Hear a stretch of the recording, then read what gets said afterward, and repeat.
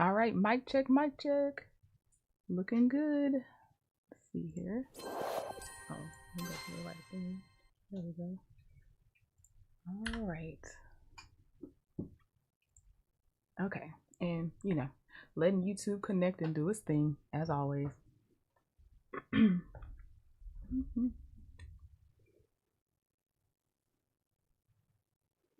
All right. If you don't like commentary, I'm not offended. There will be commentary, so there's your warning. All right.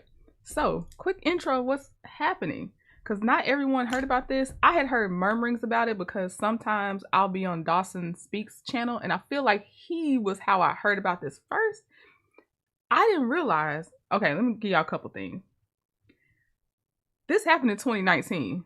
So, and the trial didn't happen until the crime happened in 2019. The trial didn't happen until 2025, November 2025, and it only lasted 4 days.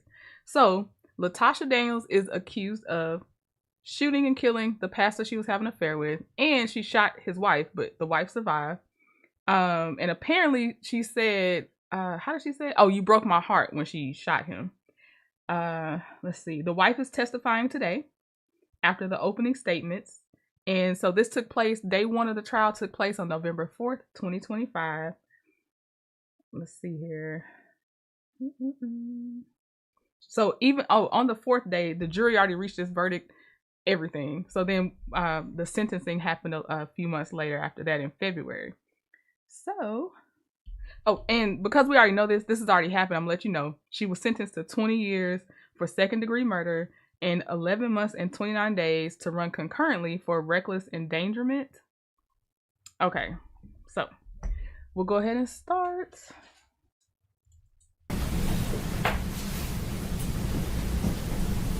Brodes Perry was a pastor of a church.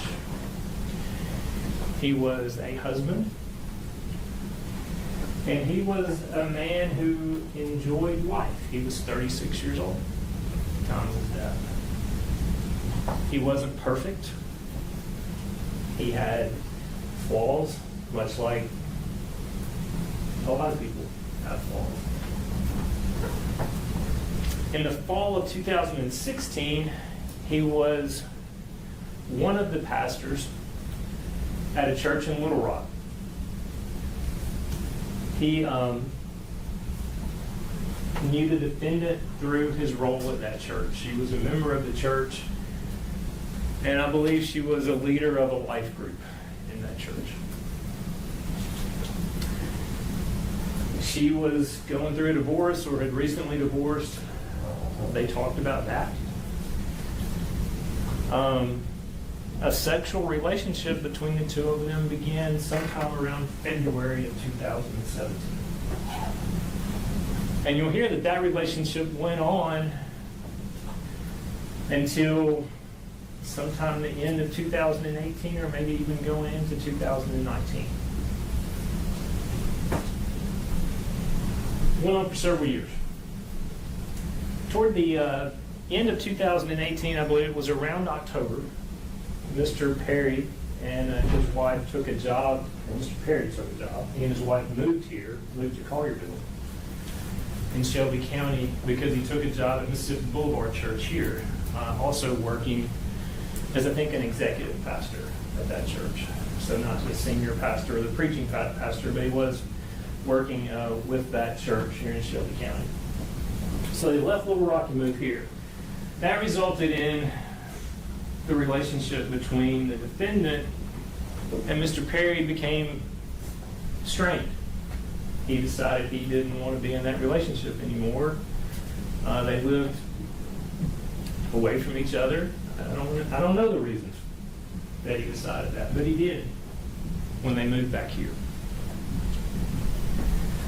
On April the 4th of 2019, the defendant left Little Rock.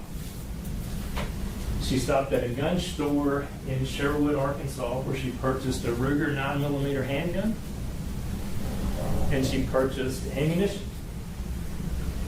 And she drove the 2.5 or 3 hours from there to Collierville, Tennessee, where she showed up somewhere 9, 10 o'clock that night at Mr. and Miss Perry's residence. Mr. Perry wasn't there, but Miss Perry let her in. And they sat and talked for a while until Mr. Perry came in. Miss Perry knew the defendant from when they were in the church together in Little Rock. In fact, the two of them played tennis once a week. Miss Perry considered herself to be friends with the defendant. And so when she showed up at the door, she let her in and they talked. The defendant waited there until Brodes Perry got home. They talked for a few minutes more, and she said, well, I'm going to leave. Don't want to bother y'all anymore. Mr. and Miss Perry were about to walk her out the door when the defendant pulled the 9mm handgun that she had purchased 3 or 4 hours earlier. And she shot Mr. Perry multiple times. The medical examiner will testify they pulled 5 bullets out of his body. She also shot Tabatha Perry as she was kneeling beside her husband, trying to get him to quit, trying to help him, and trying to get the defendant to quit shooting.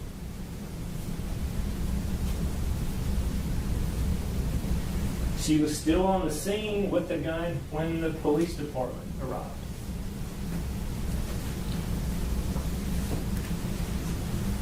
You'll hear that the bullets that the medical examiner recovered from Mr. Perry's body matched the Ruger 9mm that she purchased from the gun store in Sherwood, Arkansas. TBI, the Tennessee Bureau of Investigation, analyzed those, and those matched. You'll hear that the shell casings, 7, I believe, recovered from the apartment, were fired from the Ruger that she purchased from the gun store in Sherwood, Arkansas. There was a bullet recovered from the scene at the apartment that also was fired from the gun that she bought from the sporting goods store in Sherwood, Arkansas. You'll see video from the sporting goods store in Sherwood, Arkansas that shows the defendant going into the store, purchasing the ammunition and the gun, and leaving. You'll see the credit card that she purchased it with and the receipts where the last 4 of the credit card match, showing the date and the time that she purchased that handgun. She had all kinds of time to think about what she was doing. At the end of the proof, we're going to ask you to find her guilty as indicted in counts 1, 2, and 3 of the indictment. Thank you. Thank you. That was a very short opening statement, because I'm looking at the timeline. The defense has a much longer opening statement than that. So, all right, yo, definitely premeditated, definitely. All right, we're about to hear. Let's see. Yep, defense's opening statement next. Right.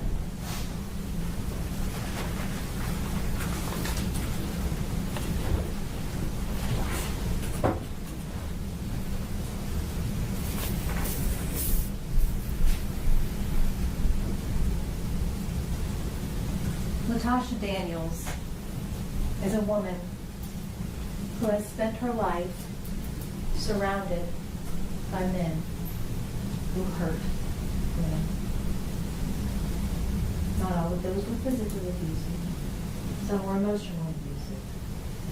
But from a very young age, Latoshia listened at night with her 2 little sisters as her father beat her mother. Her father was a minister in the church, well respected in the community.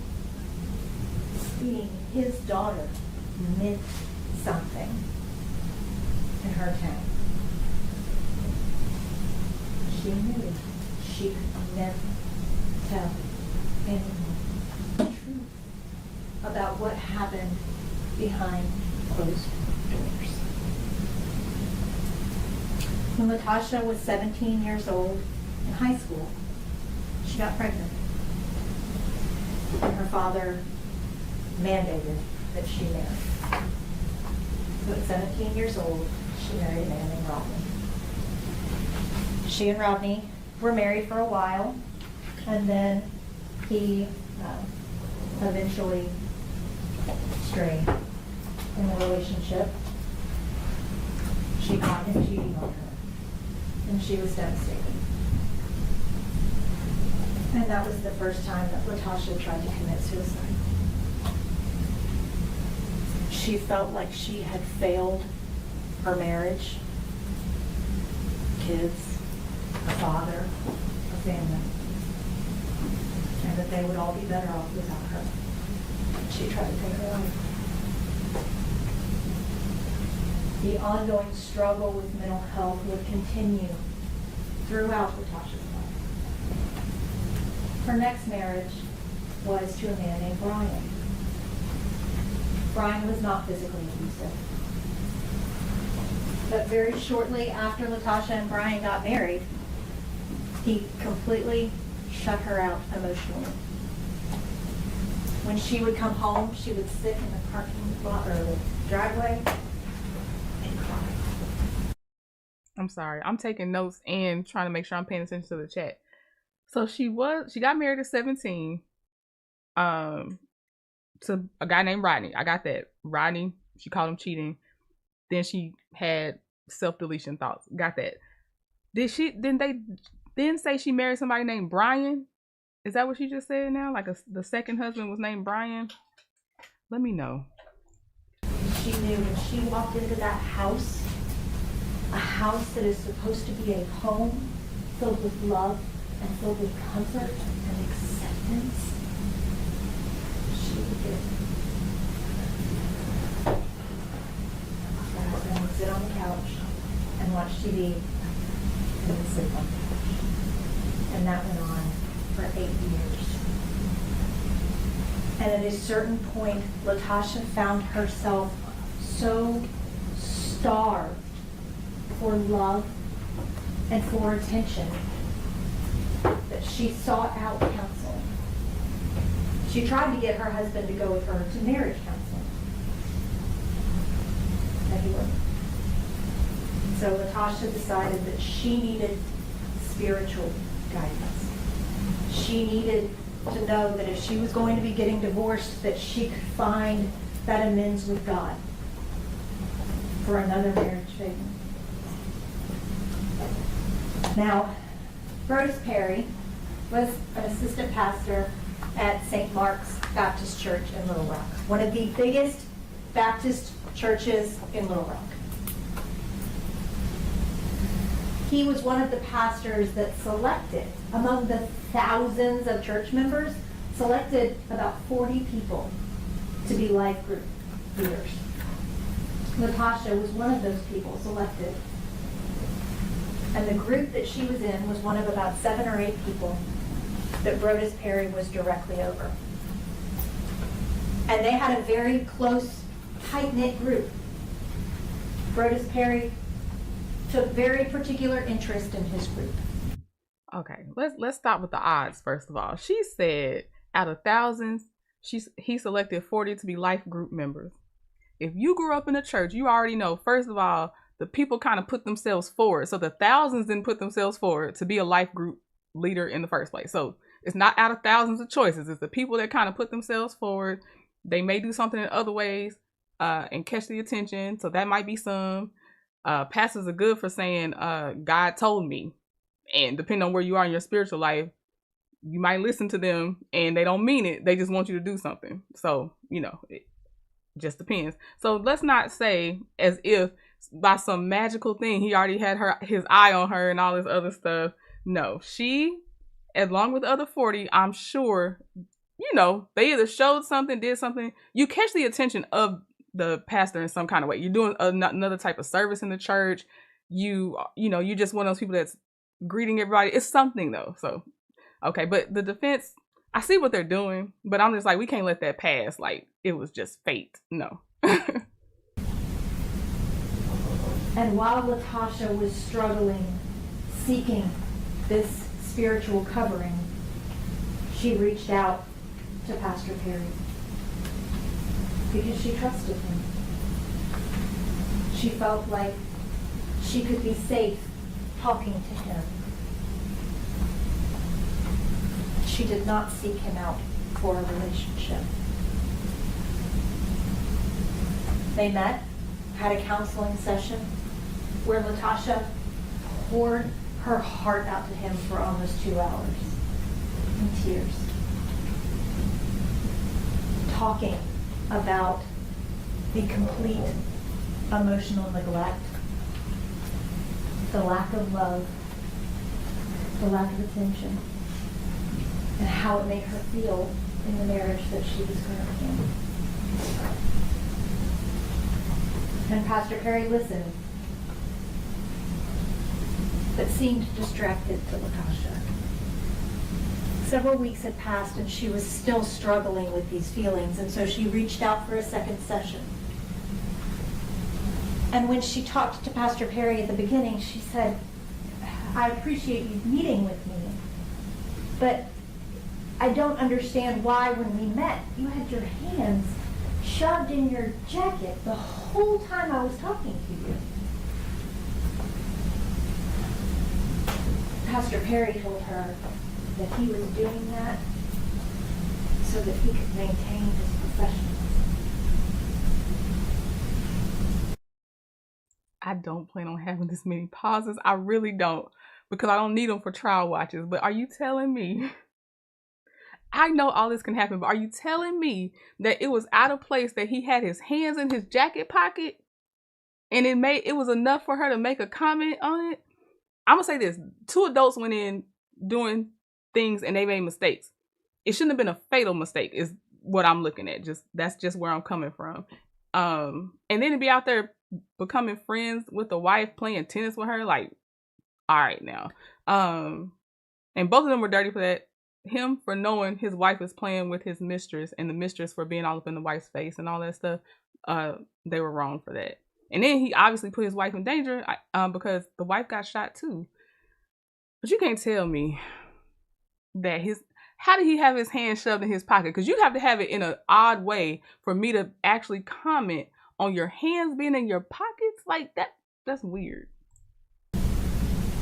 As she was pouring her heart out to him, all he could do was think about sleeping with her. And when this counseling session started, within minutes, he grabbed her chair, pulled her to him, and began kissing her. And this woman who had been so starved for love and affection is finally receiving that. She did not seek it out. Okay, she did not seek it out. When people go through trauma, they definitely go to the church. I get that. And it sucks when you go to a church with the predatory pastors and preachers, because then they'll just take advantage of that. They'll use you up for your services you provide to the church. And then some are actually predatory for, relationship wise. So he was wrong for that. And she wasn't wrong on the first time, because if the story is true to how the defense is telling it, she didn't expect that to happen, but it happened. And then, that's when you like, oh, this is not what I came for. I came for prayer. But I agree with y'all. She needed therapy. That's what she really needed. Yeah. No discipline cost him his life. It did heal 75. It really did. But she was receding. And that session that was supposed to be counseling her through her divorce became the first time that Latoshia Daniels and Brodes Perry had sex. Immediately after that, Brodes Perry and Latoshia started a relationship. But there were rules to be in a relationship with Brodes Perry. She immediately had to download the Confide app. Confide is similar to Snapchat, where you open the message, you read it, and it disappears, and it's gone forever. That was the only means of communication that she was allowed to have with him, through that app. Brodes Perry traveled with the church. Pastors sometimes had their trips. Church groups had their trips. Latoshia was to go on those trips. She had to pay her own way. He could not have his credit card tied with her flights. He's a trifling cheater is what I'm hearing. Or was. So sorry, rest in peace. But yeah, so I didn't catch that. So when he kissed her, that was in the church. So they ended up having sex in the church. Because I see, who said that? Jacqueline said in the church they got busy. You're right. Because I was like, where was this setting again? And then you know what time it is. If the person you're with says, I can only communicate to you with an app for disappearing messages. There's no pretense there. Like, it is what it is. Also, he couldn't withdraw cash from the ATM and pay her way just because he couldn't use his card. There's other ways to access funds. So that just tells where he placed her. And okay. He was predatory. I do not take that away. I'm just listening. I'm sorry. I just have commentary. That's all I'm saying. She was expected to be there. And while they were on trips, they would stay together in a hotel room. If Latoshia was inside the hotel room, she was required to be naked. No matter what. She was inside her hotel room. And if she had the audacity to put on clothing inside a hotel room, he would get angry with her.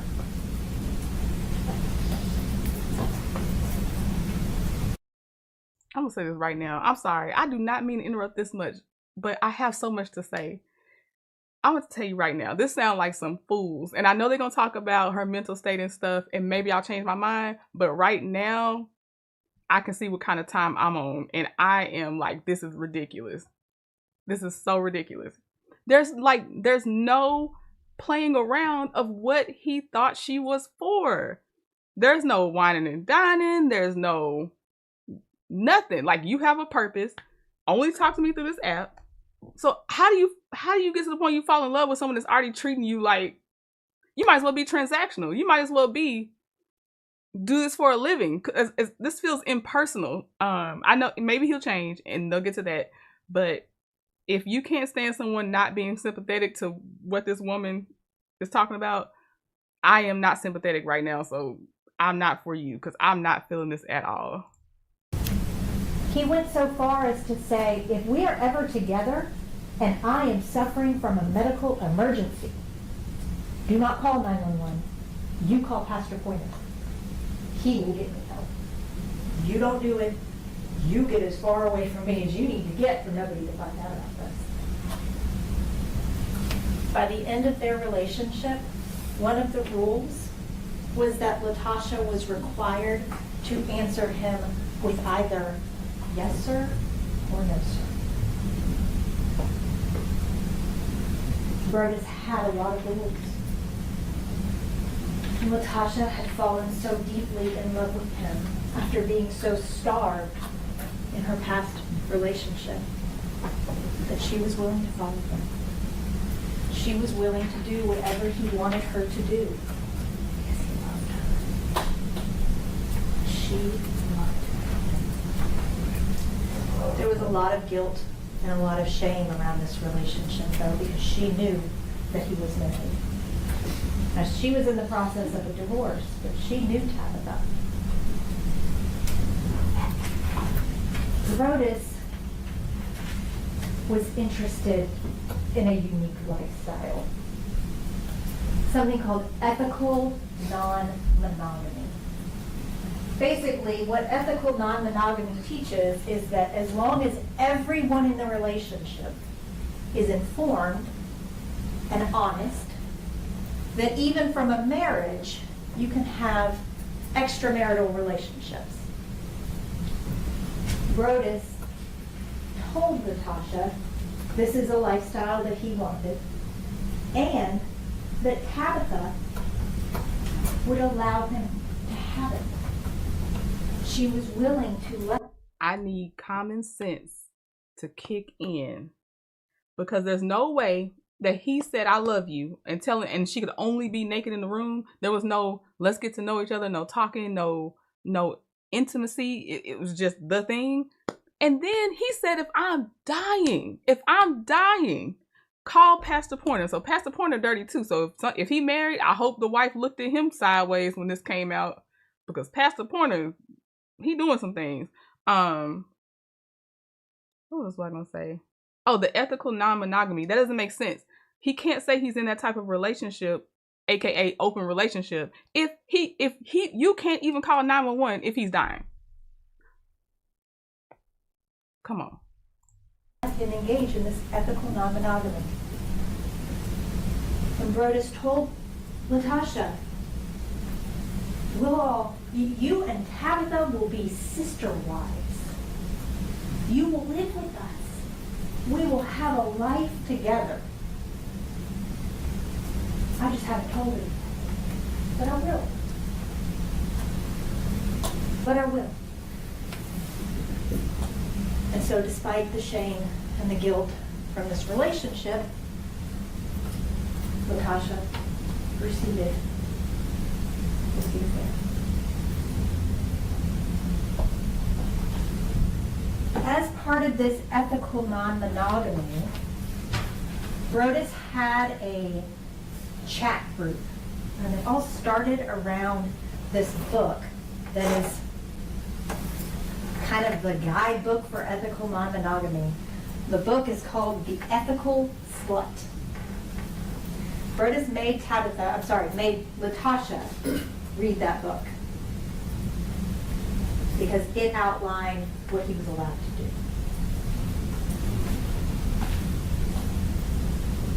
In the big group chats about this book, Brodes developed this kind of side chat that was with him and two other women, where they discussed their ethical non-monogamy.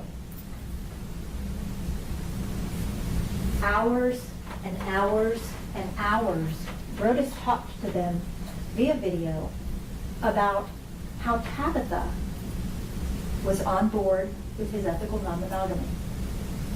So much that when he said, okay, I want to do this, Tabatha said, you should do it with Latoshia. She's your person.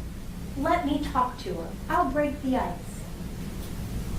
Tabatha selected Latoshia, is what Brodes was telling the other women in this group. And that Tabatha was completely on board because he was being so honest and so open and so truthful with her, that he was so honest that not only could he have Latoshia, he could have another woman too.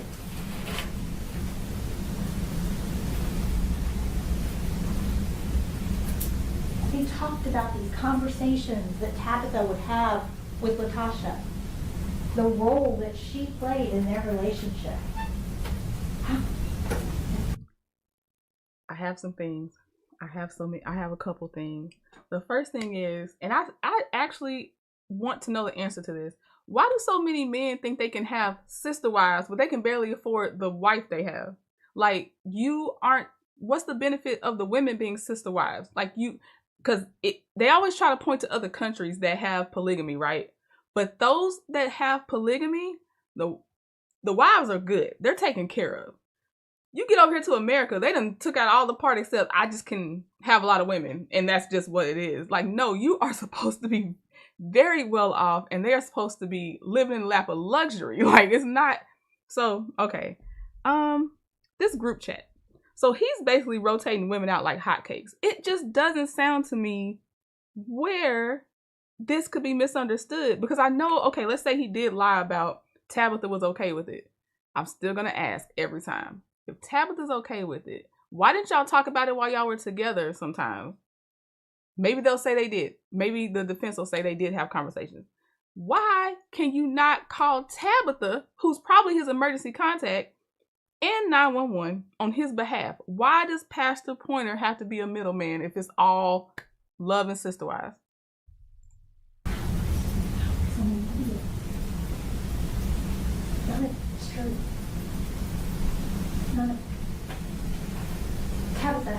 no idea that her husband was in this relationship for 2 years. Despite the fact that he was telling these women that she was completely on board and involved. And despite the fact that he was telling Latasha that she was on board with this lifestyle and that it would be okay. They would all be able to do this together.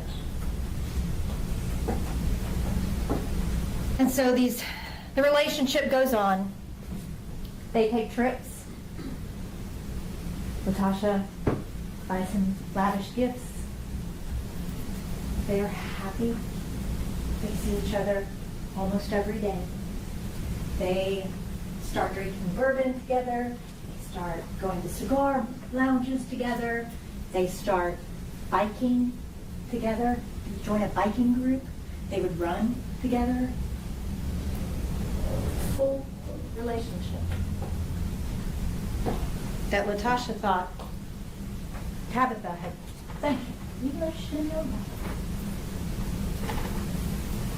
that. And towards the end of 2018, Brodes Perry got offered a position at Mississippi Boulevard Baptist Church here in Memphis. It's a big church here in Memphis. It's a prestigious church to be a pastor at here in Memphis. And Brodes talked to Latasha about whether he should accept this offer, and she said, yes, this is a huge opportunity, absolutely. She organized the going away party for him and Tabatha. After Brodes moved in October of 2018, he would come back to Little Rock. He still had his orthodontist in Little Rock, so he would come back to get his braces tightened. And when he would come in town, he and Latasha would pick up where they left off. But things did start to change in the way Brodes was treating her. And around March the 15th, Brodes came in town and texted Latasha, I'm here at the hotel, come meet me. So she went. And on this day, she had the audacity to be wearing clothes when we walked in. He got very angry with her. And she apologized. And they proceeded to have sex. This was not a day that they made love. This is a day that he had sex with her. He was demeaning and degrading, borderline aggressive with her, which is something that he had never done before. Pulling her hair, shoving himself into her mouth, hurting her, slapping her. Now, I do hate it if at any time she was forced to have non-consensual sex. I hate that. That's not, it took a long time for some laws to catch up that just because you're in a relationship doesn't mean that the man has the right to your body at any time. Like, you still should be consenting each time y'all do. Like, it shouldn't be, oh, just because you're my wife or whatever, like, or we were dating, so there can't be any like rape or whatever, but it can. The laws are catching up to that. So I hate that because I don't want anybody to go through that no matter what. There are people with kinks, so I don't know if this is to bolster her defense, but there are people with kinks about slapping, spanking. I'm trying not to go too explicit, but even rough oral sex, people are into that stuff. So I don't know if now it's being turned into this because at this point you're on trial for murder. So, or if he was always, or he just did this and that's not how it normally was with him. Nothing that she had ever experienced with him before. She felt so used and humiliated and broken by that experience with him, this man that she loved so much and had put so much of her life into, for him to treat her like a piece of trash. broke her heart. And that became the second time that she attempted to commit suicide. The next day, she came back to the hotel room with a gun. She told him, "You hurt me so bad. I want you to hurt like I hurt." And she wanted to kill herself in front of him so that he knew what it felt like to break. To break because of somebody that you say that you love. He got the gun away from her. And they talked. Brodes always knew what to say to Latoshia to get her to do what he wanted. So he did on this day. She did not kill herself. But she was still broken. They took some time apart, still talking on the phone, but not seeing each other in person. And on April the 4th, Latoshia of 2019, Latoshia opened her Confide app and saw a message from Brodes. It said something to the effect of, "Our time has come to an end." And it disappeared. He ended their 2-year relationship. So was supposed to be a life with a disappearing past.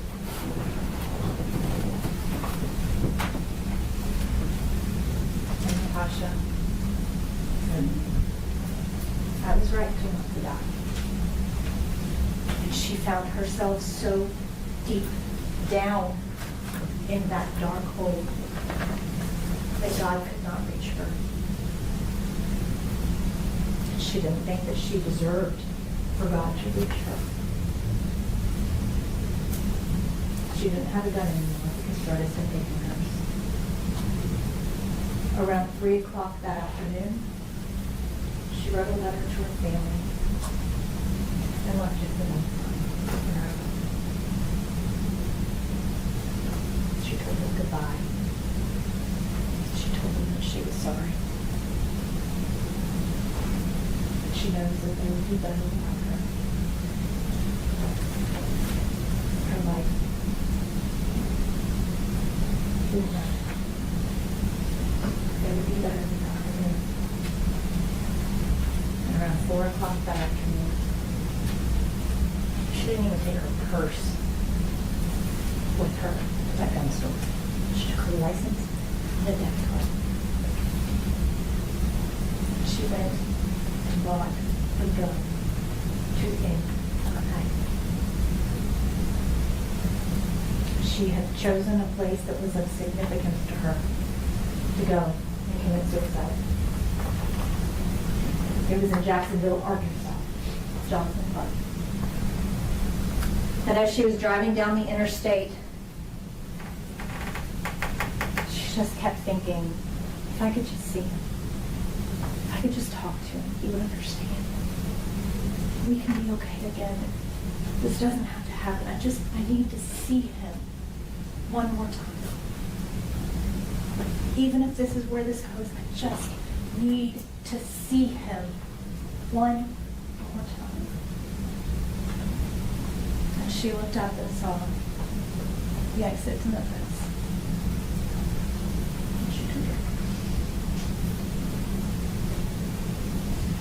She found herself in downtown Memphis, which is a place that she is not accustomed to.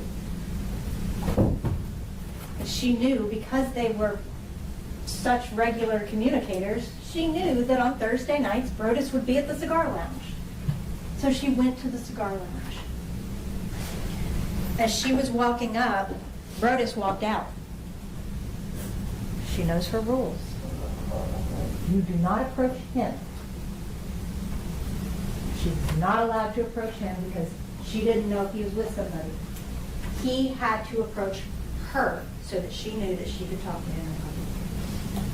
So she sees him and walks directly past him and waited. for him to say, Latasha. When he did that, she came back and talked to him. And they talked for a while. She was telling him how heartbroken she was. And he said, it doesn't make any sense that my wife is okay with me having other women, but my girlfriend isn't. And she said, I'll be okay with it. You can do it. If that will fix it, I will do that. We'll give you that. And just like she had so many times in this relationship with him pressuring her to get a watcher or to have a threesome or to engage in this ethical non-monogamy, she gave in. Because she loved him so much that she was willing to do whatever she had to do to keep him. And he said, you haven't been willing to do that so far. She said, well, you haven't even told Tabatha about this. You know, how can I think that you're going to be honest with me when you haven't even told her? And so Berta said, fine. You want to tell her? We'll go tell her. Go to my apartment. Talk to her about tennis. Tell her you're in town for a convention. I've got to run an errand to Pastor Turner's house. I'll be there soon. You go tell her. And Latasha said, no, you need to be the one to tell her. I'll be there. I'll go there. But we need to tell her together. And so Latasha went to their apartment, where she had never been before. He gave her the address. That seems like a total lie on that part about him saying, you go tell her. And her saying, no, you should tell her. The defense attorney is actually, to me, weakening the defense every time she's talked. Every time she says one sentence, she weakens the former sentence or the latter sentence. Because how did anything in his profile that they have described, how does that align with he would say, you go tell her, I'll come by later? That doesn't make any sense. The defense attorney just said if Latasha saw him out in public, she would have to wait for him to acknowledge her in case he was with somebody. I'm going to keep repeating this. She couldn't call 911 on his behalf. She had to call Pastor Pointer. She has to use the Confide app with disappearing messages. So that doesn't align with him saying, yeah, just go tell Tabatha. I think it's exactly what prosecution said. She went on the same day to buy that 9mm, and she went to the apartment either thinking he was already there or being prepared to wait on him to come there and do what she did, which was shoot him multiple times. He had actually given it to her before they even moved out of Little Rock. And so Latasha arrives at this apartment complex that she's never been to at night. She's not from here.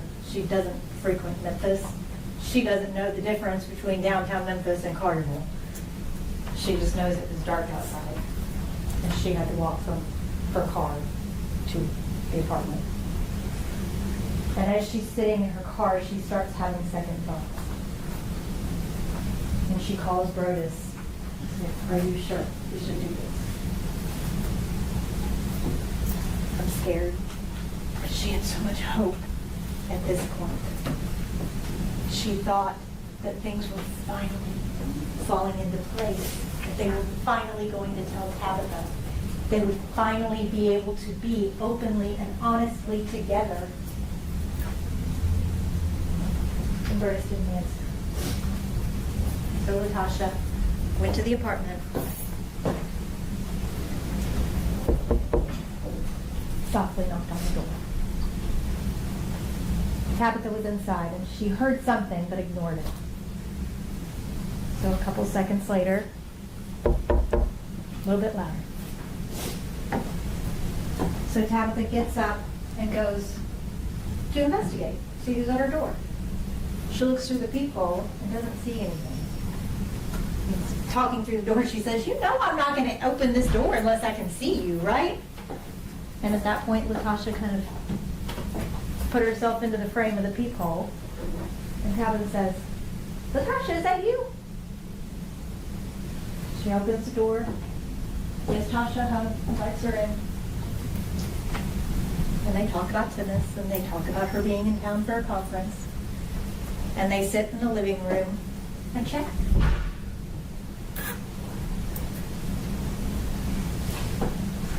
Brodes comes home a little while later, walks in, and Tabatha texted him while she and Latasha were talking, said, I've got a surprise for you.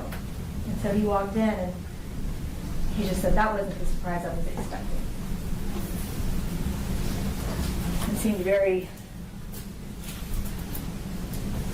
distant. So he sits, kind of makes some awkward conversation with Latasha, small talk, but he won't look at her. He will not acknowledge the elephant that Latasha knows is in the room. He offers her some bourbon. She says sure. Tabatha said no because she had been drinking earlier in the day, so she didn't want any more. And Brodes poured himself some. And they chatted for a few more minutes, but Brodes really started completely ignoring Latasha there.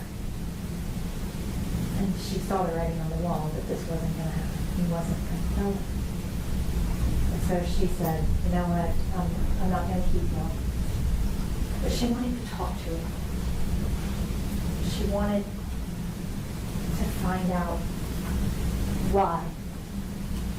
She said, Brodes, walk in my car. Southern hospitality, you're the man. You know, will you walk me to my car? He said, no, Tabatha will walk you in. She said, no. Be a gentleman, walk me to my car. And he said, no, Tab will do it. So Tab got up, started walking out. She did not even understand the enormity of that moment behind her. When he wouldn't even walk outside and take a moment to talk to her. She put her in. But he was never like that. He's everything the defense attorney revealed, he was being consistent. He was never like that. If you say that that he said the only way when she's supposed to be in a hotel is naked, don't talk to me unless I acknowledge you first, all this other stuff, keeps you in a group chat with the other women he's with, again, disappearing message app. Why would he walk her to the car? And I don't even know if she actually walked to the car. I think when she came to the apartment with that 9mm, she was just waiting on him to come home and do what she had to do. That's what I feel like. We shall see. But that's inconsistent. And the defense attorney is giving me all the inconsistent statements because the prosecution, I don't know. Like, this is like her own defense is hurting her defense. Hands in her pocket. And she felt the gun was in there as she was reaching for her keys. She did not think about what was happening. This was not what she came there to do. In that moment, she broke. And she did shoot Brodes Perry. While screaming, he broke my heart. And Tabatha ran to shield him and jumped in front of him.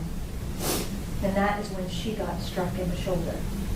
And Tabatha said to her, Latasha, you shot me. And Latasha said, no, I didn't. She said, yes, you did. You shot me. And Latasha said, I didn't mean to shoot you. And Tabatha said, just go, leave. The police are on their way. Just go.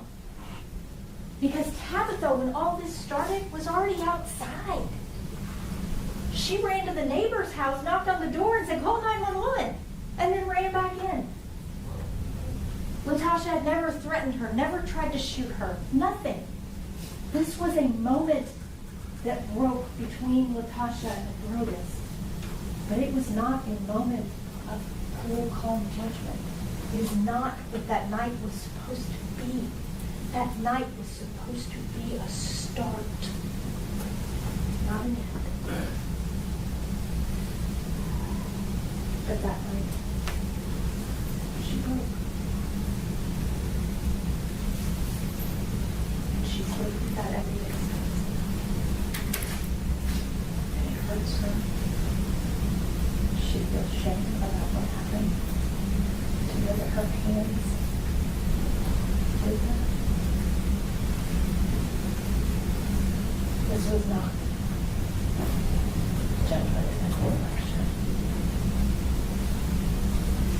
This was a break.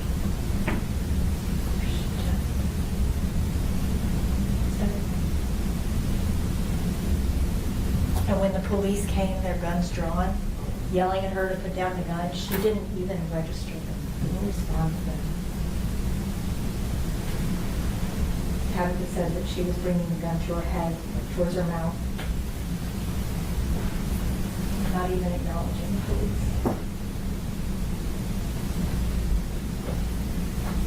And in assessing the situation, police determined that they should use a non-lethal round.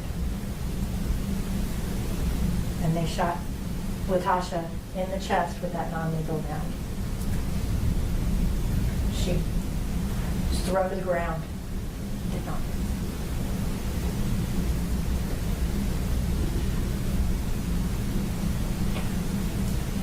The police did not choose to use their firearms.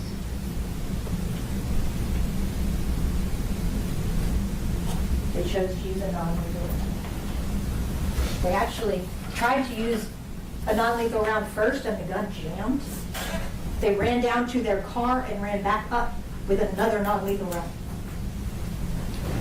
No other shots were fired in that entire time. Okay, kudos to the police officers. What does this have to do with Latoshia's actions, though? But yeah, thank goodness she's the lucky one that they went non-lethal twice, even when one jammed with her holding a weapon. That is great. But what does this have to do with Latoshia?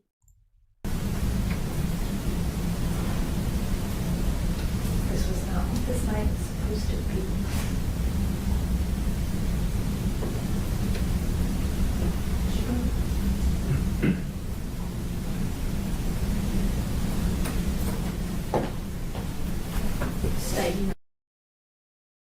All right, that's the end of the defense's opening statements. We're moving on to the wife's testimony. They took a short break, so I guess I'll put it on mute real fast, give my little last thoughts about this opening statement. They are leaning heavily because the prosecution's already proved you bought a 9mm on the same day you murdered this man. You bought that, you brought it to the apartment, you intended to shoot him. That's prosecution. And we have you on video purchasing the gun. So her defense to me is leaning heavily on she was planning on taking her own life, not anybody else's. It's one of two things for me. Either she planned on taking both their lives or just his. But that man was never going to not be shot, in my opinion. All right, I'm going to skip on to this. The wife takes the stand, but you're not going to see the wife. It's just audio. So here you go.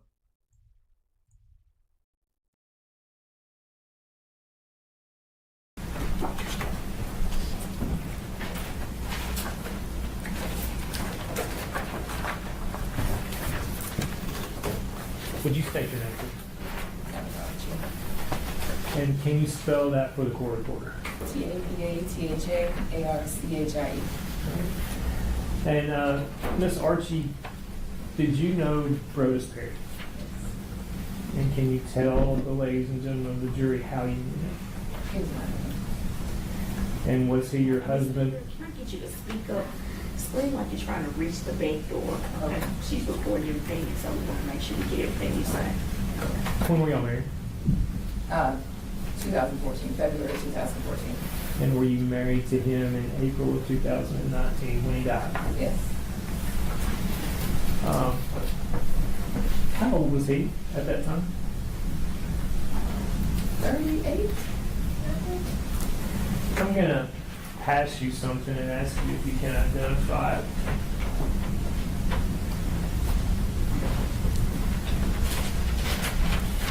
Can you identify that? Yeah, that's Brodes Perry.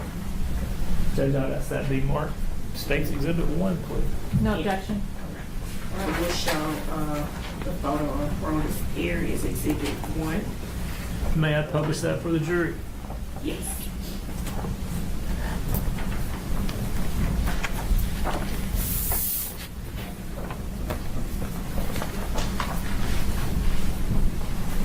Is that the photo you used to identify? Yes. When's the last time you talked to him? April 4th, 4th, 2019. 2019. And that's the day he died. Correct. Were you there when that happened? Yes. Where were y'all living at the time? Collinsville, Tennessee.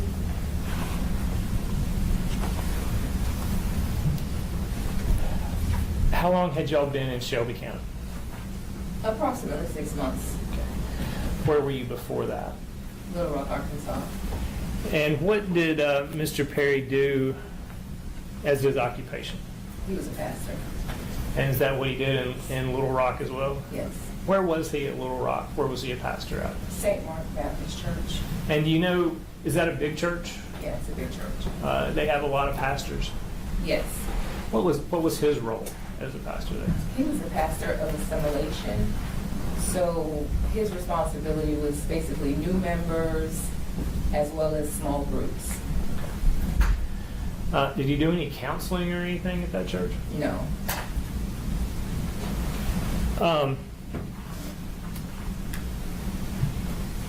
I want to take you specifically to April 4th of 2019. And that night, 9 or 10 o'clock at night, where were you? I was home. And was Brodes there with you? No, it's not. Did you have a visitor? I did. Was it an expected visitor or an unexpected visitor? Unexpected. Kind of tell me how that went. I heard a knock at the door. So me and the dog went to the door. I didn't see anyone. Well, the people was covered.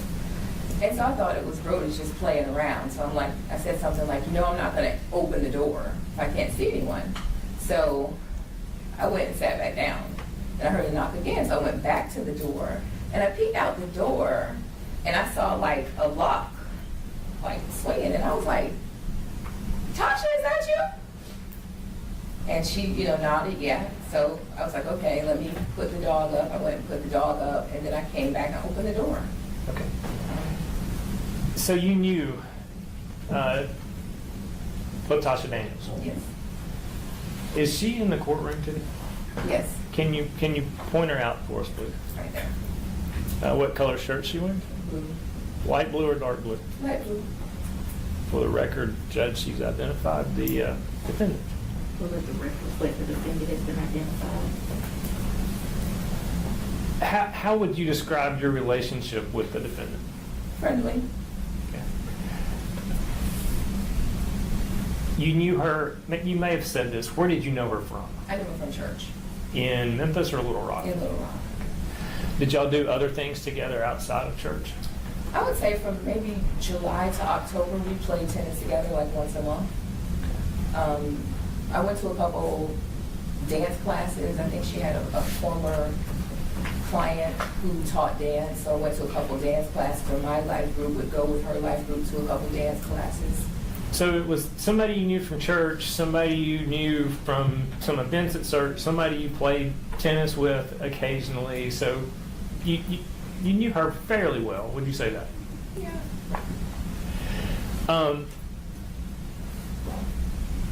What did you think when she just showed up? Did you have any idea she knew where you lived, or? I knew that it was odd. I felt like it was odd, but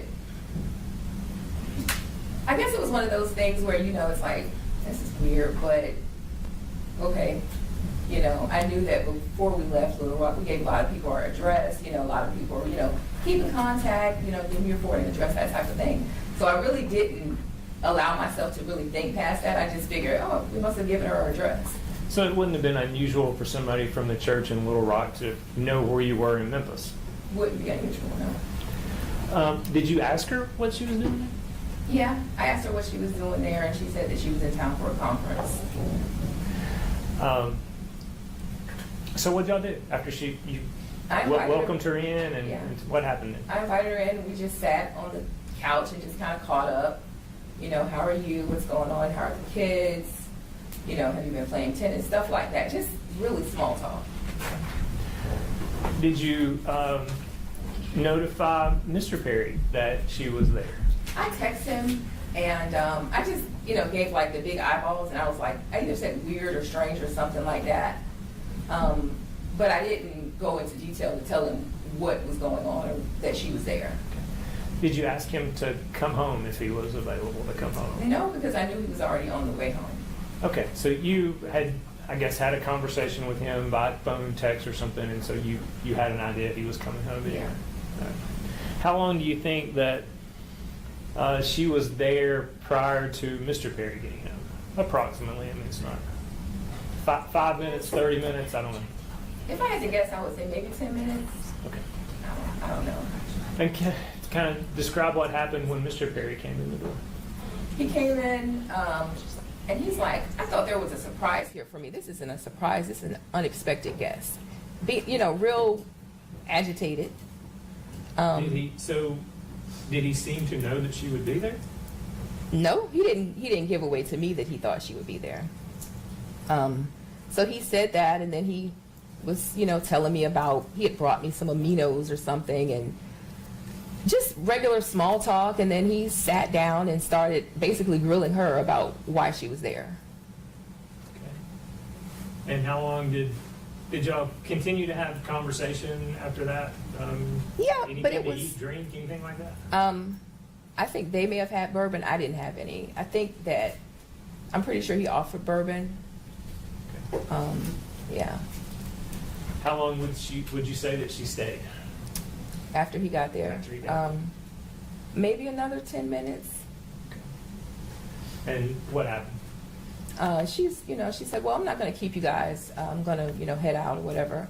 So we all got up to walk to the door, and I led, and she was behind me and he was behind her. And I walked to the door, and I'm just giving this little spiel about not speeding in the area, just making small talk as we go to the door. I open the door and I go out. We're on the second floor, and I'm like right at the steps when I turn back, and I'm like, okay, no one's behind me.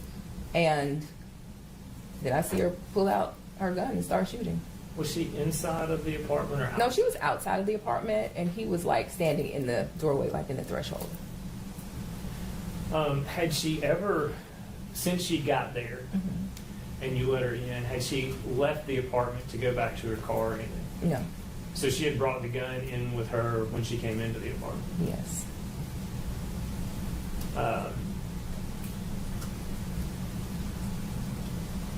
So once you pulled the gun out, what happened then?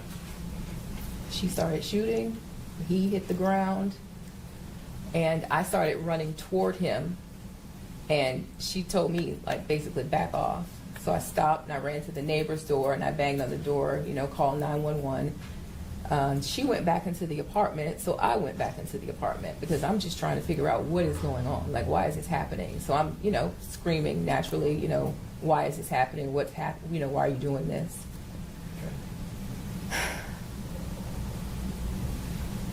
So do you think your neighbor called 911 at that point? One of them did. Somebody called. When you got back into the apartment, did the defendant still have the gun in her hand? Yes. And what was going on then? I guess at that point, I'm basically pleading, like, what's happening? Why are you doing this? Please leave. And she's, kind of pacing a little bit, with the gun. At some point, the gun was reloaded. So she fired until she ran out of bullets? Mm-hmm. Were you ever shot?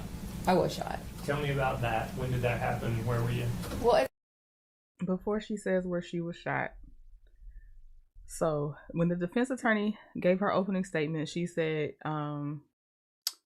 Latasha, was blank in shock, standing still. Police used non-lethal, and then that's when she finally went to the ground. All this other stuff. But she had the presence of mind to bring the gun with her to the apartment. Buy the gun the same day.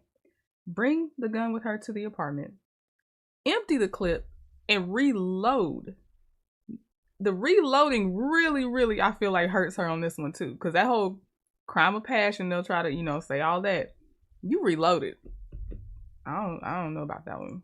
At some point I got on the ground, and I can't remember if I got on the ground immediately, but I was on the ground and I was kind of hovering over him, kind of in my mind. I'm like, let me cover his head, so he doesn't get shot anymore. And, she was yelling at me to move, and I wouldn't move. So I got shot. Where'd you get shot? In the shoulder. Tell me about those injuries. Where and how were you treated? What have you had to deal with since being shot?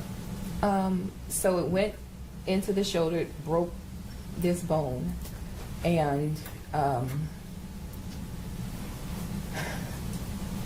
so at the emergency room they decided that they wouldn't remove the bullet because, No, take your time. They felt like it wasn't going to move, so they just didn't remove it. But when I got to Jacksonville, I know that's home, Florida. I went back home, and they noticed that the bullet had started moving. So the first doctor I went to was like, this bullet is too close to your lung, so it's going to have to go. And I went to first I went to the orthopedic doctor, then I went to another doctor, and they decided to just remove it. And by the time it was removed, it was coming out of my back. So the bullet had punctured the skin and was poking out of my back. So I had to have it surgically removed. So did that cause you a lot of pain the night you were shot? Yes. A lot of pain between being shot and having the bullet removed? A lot of pain. And then the surgery was also not comfortable, I'm guessing, as well. Right. And then the shoulder is still broke on top of that. The bone here is, it was still broke the whole time. So there was the bone healing on top of the surgery and everything else. Does it still cause you pain even today? Sometimes, depending on what I'm doing, I'll get like a sharp pain. There is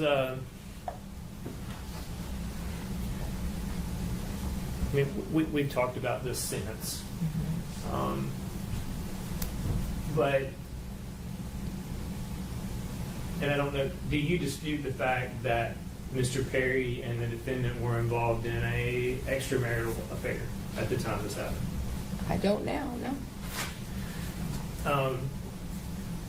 Prior to Mr. Perry's death, did you have any idea that the defendant and Mr. Perry were involved in any kind of an inappropriate relationship? No. Did Mr. Perry at any time have any conversation with you about he would like to have a relationship with Latoshia Daniels? No. Did he at any time have a conversation with you about he wanted to have a relationship with anyone other than you, a sexual relationship with anyone other than you? One time he told me about a book that he wanted me to read. Right. That was about the extent of it. Is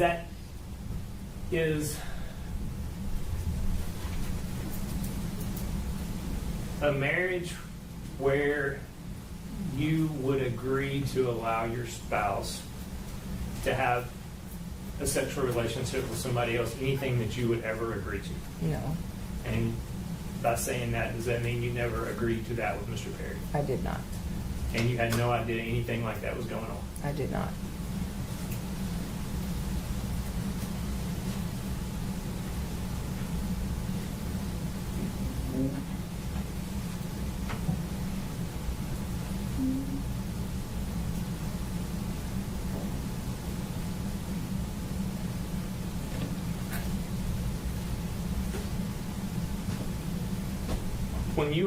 When you were on the ground trying to protect Mr. Perry, and I think you testified to this, I just want to make sure I heard you correctly. Did you say that the defendant was telling you to move? Yes. And you refused to move? Yes. And that's when you were shot? Correct.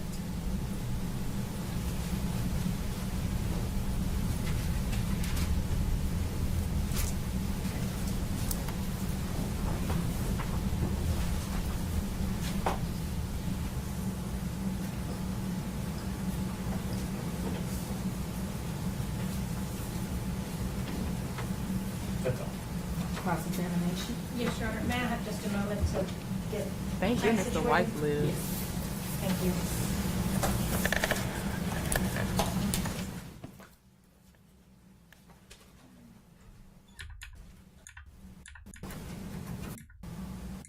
I'm skipping ahead till they start talking again. Because that was, please, I apologize if I defer to Perry, because that was just what I've known you as. Please feel free to correct me, okay? I want to talk to you about some things regarding this case, okay? First, I want to talk about ethical non-monogamy. Okay? When you were on direct, you told Mr. McAlpin that there was a book he wanted you to read. That book was called The Ethical Slut. I guess. I don't think I ever considered it enough to know the name, but I guess. And that was something that he was interested in and brought to your attention.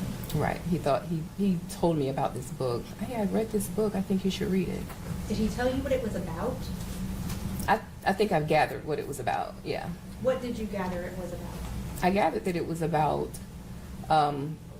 people who are in open marriages. And is that something that you were interested in? No. Now, there was an ethical non-monogamy group that Brodes was in, right? His book club. Right, apparently so. And did you know about the chat group that he had with 2 other women regarding that book? Not at the time. This is something I learned about maybe 2 years after his death. I knew that he was in a book club. I didn't know what kind of book club it was. To know Brodes, to know is that he's very, very much a nerd. I would say after he died, I probably gave away 1,000 books. So to say I'm in a book club didn't seem out of the ordinary to me. So, did you know that he was on this, and this was on the Marco Polo app that he was talking to these women, right? Did you know that he was talking to people on that app? I did know, because I asked him, why are you always on this app? And he said, well, you know, I'm in that book club, and instead of constantly typing back and forth, we just get on the video and chat about the books that we're reading.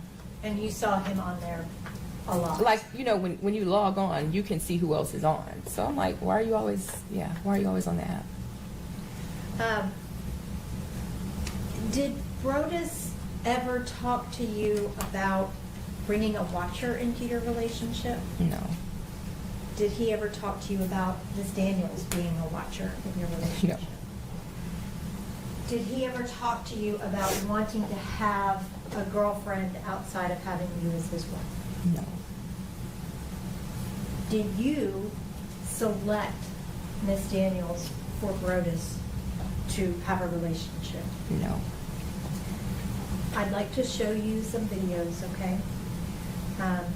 And it will be clips mostly. And then I'm going to ask you some questions about those clips, okay?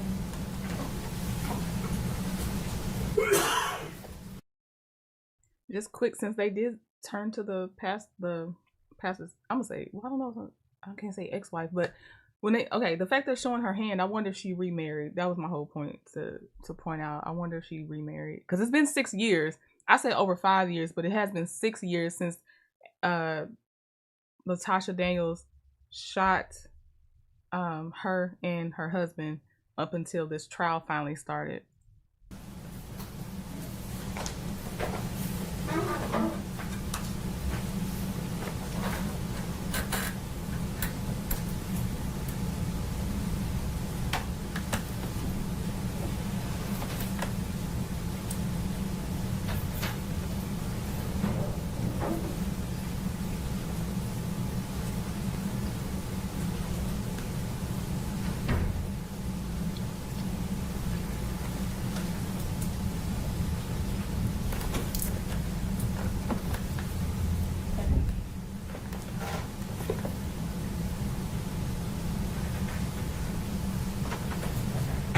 And Your Honor, if you would please just allow me to sit when I'm doing the test stuff. Thank you.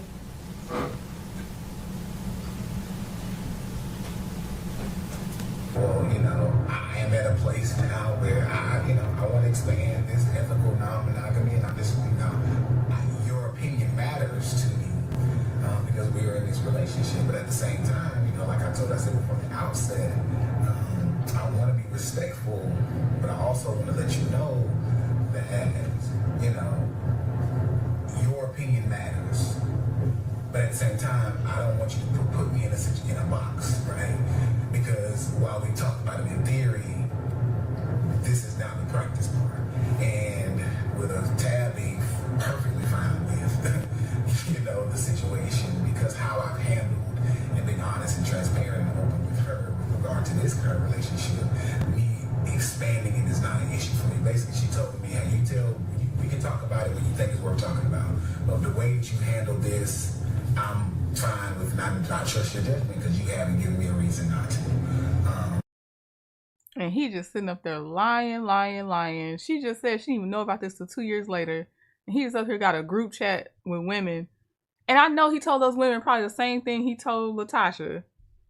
Only message me either through this Marco Polo app or video, whatever, and confide. Don't probably contact me unless I contact you first. All the things he probably told Latasha he did with the other women. There's no way you can do all that and say your wife knows. Nah. Yes, Hill 75, he's trash. Unethical, immoral, especially, again, role as a pastor. I do believe that Latasha did come in seeking honest to God spiritual guidance. I believe that part. He's predatory. She needs therapy, like y'all said, and she needs better judgment too. But she's taking it to the part where it's kind of too late because few prisons have anything to actually help you with mental health.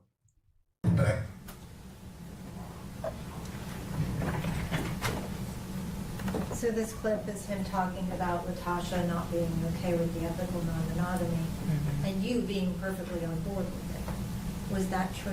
No. Did you believe that Brodes was being open and transparent and honest with you about his relationship with Latasha? What relationship? He wasn't being open with you about his relationship with Latasha, right? That there was a relationship at all. Right. He was not transparent about that. There was nothing, to my knowledge, there was no relationship. And you never said because he was so open and honest and transparent with you with his relationship with Latasha that you were okay with him then adding another girlfriend? No. That didn't ever happen? No.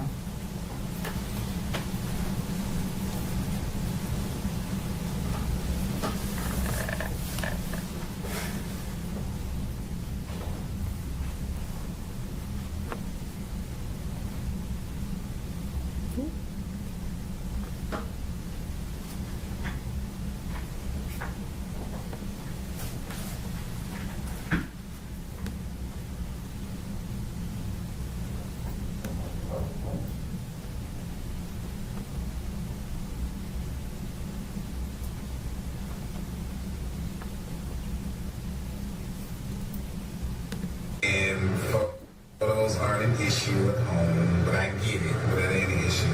I have been though, so if we're talking, let's switch subject and get a little more serious. You know, for me, our agreements have been simple, right? No exes, nobody from Jacksonville, Florida, which is home for us, and nobody in the city that you live in, that currently live in, which means you're right in Memphis. That was the case, of course, in Little Rock outside of Girlfriend, because Girlfriend is in Little Rock. The way that kind of happened is, short version, when she decided to open up the marriage and allow me to be open, but it's not her. Girlfriend is a therapist, right? And she didn't go to her for therapy, but she asked us some questions based on this therapy session she had with this other lady. And she was asking her some questions after she had just said, bro, is this what I'm gonna let you do? Blah, blah, blah. You know, it is what it is. And from there, she asked her some questions. And so she was like, I just got a couple questions for you.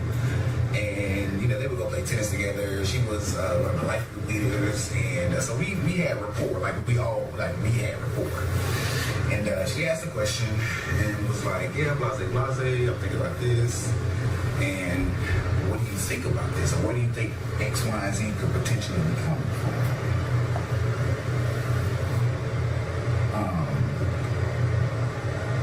And I'm sorry, I'm looking to see who's in the cigar lounge because this is not what I really frequent that often. So I'm kind of careful about who potentially is in here because I don't want to blast out past them. You know, I really want to go in and go chill in the back, but I'm not a member. But yeah, I'm trying to make go in there now. But anyway, so the next thing that she shared with her was, you know my husband like you, right? Well, he thinks you're attractive. And she was like, what? He's like, yeah, I know what he likes, and he thinks you're attractive. Not that he's been rude or anything like that. We've had conversation. Well, we did, because like one time we was hitting around having a watch. And she asked me, I was like, well, you gotta get it. I ain't gonna get it, so I'm coming across this creepy guy, right? We're trying to spice things up. In that regard, even though that was even somewhat limited with the idea of somebody watching me, that's neither here nor there. But when the question came, Just to pause it for a minute. In your relationship with Brodes, did you outline, did you bake those rules up? No. So that was not true. Not true. Were you the one who initiated the conversation about Latasha? No. Did you ever reach out to Latasha about Brodes engaging with her? No.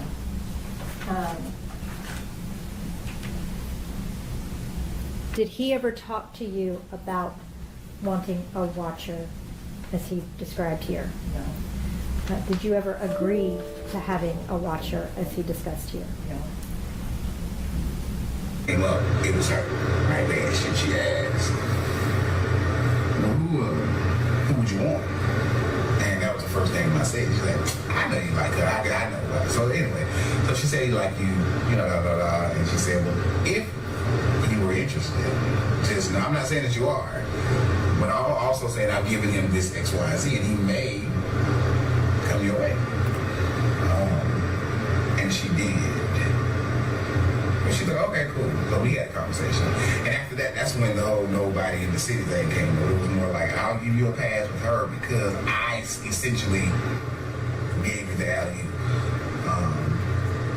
But nobody, nobody. So I'm trying to figure this. So fast forward, I said a whole lot of shit, right? I'm trying to get to where I'm going. So I've been thinking about the past couple of weeks in terms of expanding, my ethical non-monogamy. Just kind of, so my wife, her and I, we were chatting the other day. I was like, well, baby, I got a couple of questions. I'm just curious, She knows about the, everything like that. So I was like,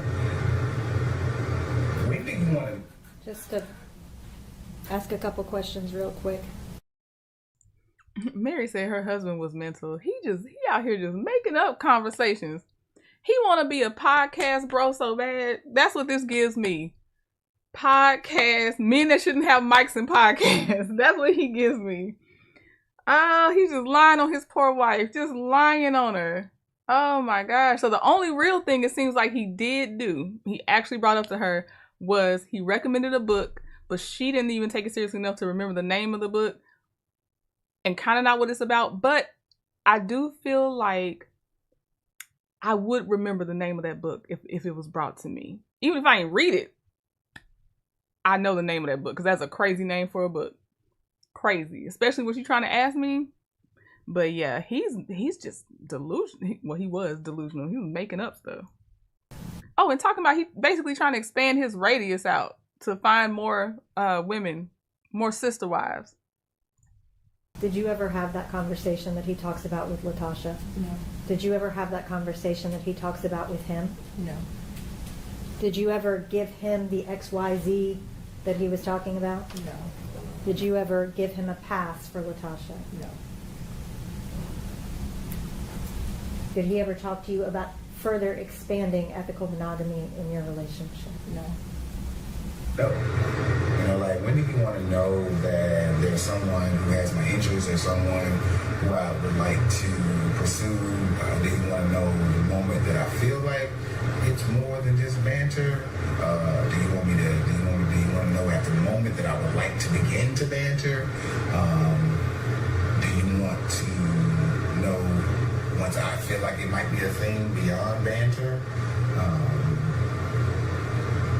Or what, because this is kind of new for us, right? Because, girlfriend, Tasha, that's easy. That's been 2 years. That's been it for the most part.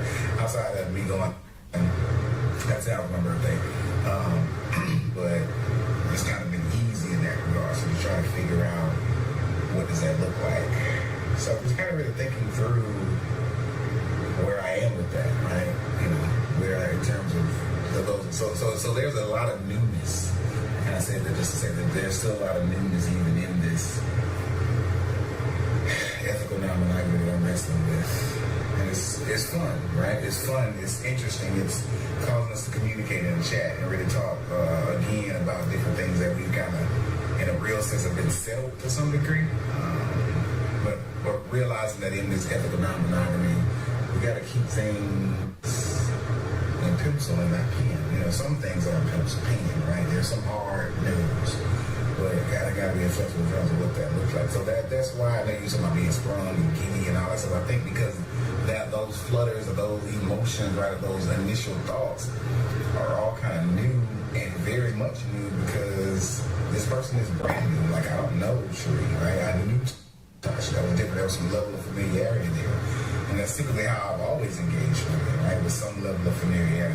I cannot, whether being in the same class together in college or something like that, I've never kind of quote-unquote cold called anyone, if that makes sense. Because I'm not, I don't think I'm that guy. So, yeah. Okay. BRB said ethical monogamy is like calling stealing compassionate sharing. Jacqueline said, who had this video? I'm assuming, I really got the impression this came from the Marco Polo app. So if they accessed the app and he didn't delete the videos, they just were able to pull some of his stuff he would talk about on there. Because that's the group. I got the impression this is the group chat app for the sister wives that were in the group chat, including Latosha. And so they just pulled videos that they had in the app. That's what I think, though. I won't say it like I'm for sure, but that's what I was assuming. Thanks for coming to my TED Talk. I don't know if I'm going to go in here, but now I'm thinking, how far would we go downtown? Because I'm like, there's a lot of folk in there. I don't know if I trust who's in that room right now. Shit. I just need to do better with smoking houses, cigar houses.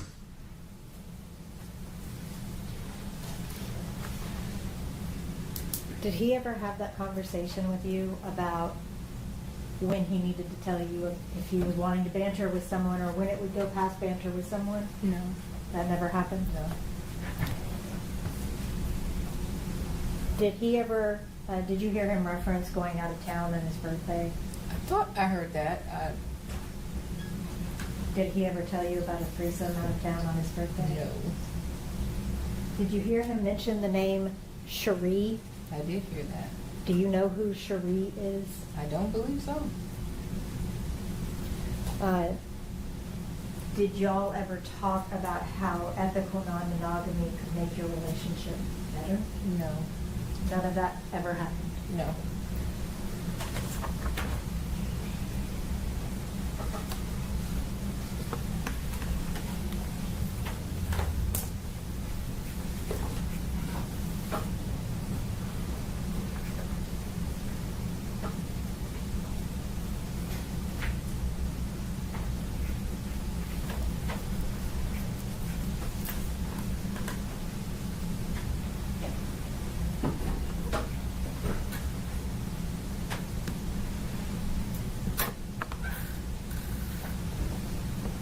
My nosy behind, I want to know, is she remarried?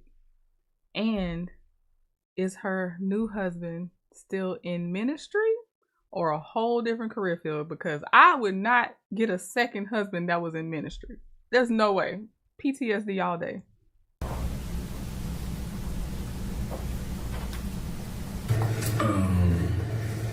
Armor bearer and brother advice at this point, and I know Danielle, you won't hear. Michelle probably doing something else, but so I want to talk to y'all about my new friend, right? The one who I kick everybody to the curb for. So she hit me today with a boss moves and asked that I want to hook up next week. after she gets back from being out of town, that threw me the fuck off. Like, wow. Like, so she gets back on Friday. She's like, hey, we hang out Friday and Saturday. My only concern is that she is waiting a callback for an interview for a process. And she said it may be next Saturday, right? And I know that she would leave, of course, for that. And given if I'm going to Atlanta, she's about 100 miles away, she will ditch me, right? Like, I would force her to say, go and ditch me, right? But I just don't know. I want to put myself in a situation where potentially we may not be able to hang out in that regard because she got this other stuff that she's worried about. But I am, like, high-key shocked and, like, super, like, blushed about it, because like it just kind of came out of nowhere. Like, we were talking about other stuff and it was like, hey, what about, like, oh, okay, I'm with you. Wasn't expecting to see that while I was in my speech contest. I was just a counter, so it don't matter, I went doing that. But I don't know what to do. I think a couple of things, right? So I live in this other tension. So that means furthering the conversation, right, with the wife, which she's in a good place about that. I think I talked to you about it, and you haven't updated Michelle about it, just in terms of girlfriend who's not taking it as well, I guess. But at the end of the day, I told her, you got to recognize this is about me, this is about you, and it doesn't make sense for my wife to allow me to be open with my girlfriend has an issue, like. So she's kind of chewing that, because I think in theory we've talked about this day coming, right? But it's never been a reality, right? So I think that she's wrestling with the reality. I think that your ideas, your thoughts yesterday was so, like, it hit me like a ton of bricks because I never thought about it like that. But that made so much sense. And it's not that I want to be disrespectful. It's not that I don't want to be ethical. But I do wrestle with that. And I just kind of talking to your perspective about what you saw. But I was like, I think that could be what this is in terms of treating this like an infidelity kind of relationship on purpose with permission versus an additional partner scenario. So I feel that. But y'all, she asked me to hook up with her.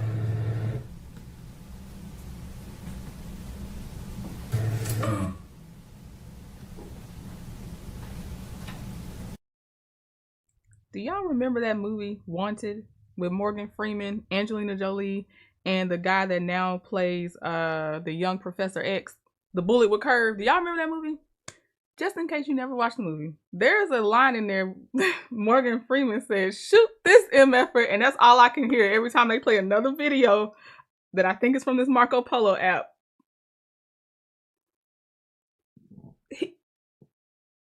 I can see how he's not here. That's what I can say. I can see how he is no longer on this earth right now. Wow. Do you all think the wife knew? Mary, thank you. That was the other thing. I feel like some people are gonna say the wife did agree to an open relationship, but doesn't want to maybe admit that now in public. Because she didn't do anything to him. She actually tried to protect him from getting shot. So she didn't do anything to him. So she's not like a possible, accomplice or anything. But I know some people are going to wonder if the wife knew any of this, or if he talked to her more about open marriages than she's letting on now. I believe her on this end, but I also could see how she would not want to go into detail on that on the other end. Oh, okay. Hill 75 said, yeah, she knew something. Demeter Joe said, yep. Okay. Did Brodes ever talk to you about engaging with a woman in Atlanta? Yeah. Was he open and honest and transparent about that?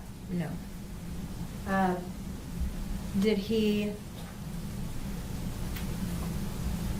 or did you tell him that you were open to him doing that? No.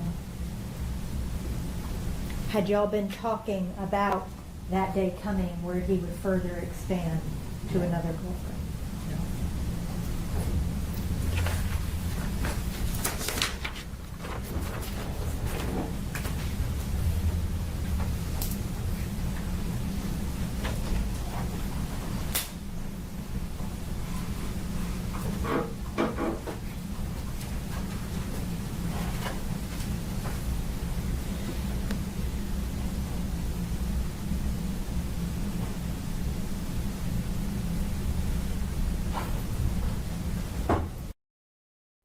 All right, now he real comfortable. So it seems like there's 2 to 3 people in this group, because every time he says this, he'll be like, he's either talking to someone named D and mentioning, I think he said Cher or something like that. Like, oh, Cher's not in here, so I'll just tell you D. And then of course we knew Latosha was in there at one point. So I feel like there was 3 people in here at this time besides him, but they just, you know. And see, that's weird, because if Marco Polo, okay, you're on it while you're live apparently, because he's actively seeing whoever's in there. It's weird to talk, I don't know, like you're just talking to one person like you are having a TED talk or something, or like, I don't know, this is all weird. Jacqueline says she might have known what her husband was into, but wanted no part of it. Okay, and then Hill 75 said women's intuition. I definitely think she knew something was up. And if he did give her that book, yeah, she knew something was up. I don't think she agreed to it though. But like, she's not gonna be participating in it, but yeah, she probably didn't know something was up.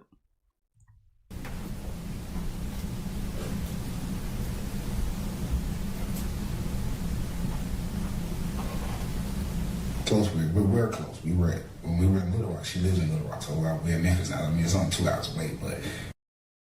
I'm so sorry, I gotta point this out. This is pre-braces. This is pre-braces, because he don't have, the braces aren't shining right now, and yeah. So timeline wise, he hasn't gotten to the point of braces yet. Yes, we were in Little Rock, so we were literally that, because it was at that point. You know, wife was like, "Yeah, nobody at home. Like, this is an exception because I kind of threw you that, but no, you ain't dealing with nobody at home." Like, oh wait, now I see it. I saw the bottom, then a little of the top. So maybe this is early braces instead of no braces. that was Jacksonville, so our hard nose, and no Jacksonville, which is hometown for us, no exes, and no place in your current city. Those are the hard nose, right? She got an exception because it was there that she realized, well, yeah, I don't think I want him to be dealing with all these people, all these women, and no doubt these women would be in the church because that's all we do is kind of hang around, or in the community or close enough. So it was kind of one of those things.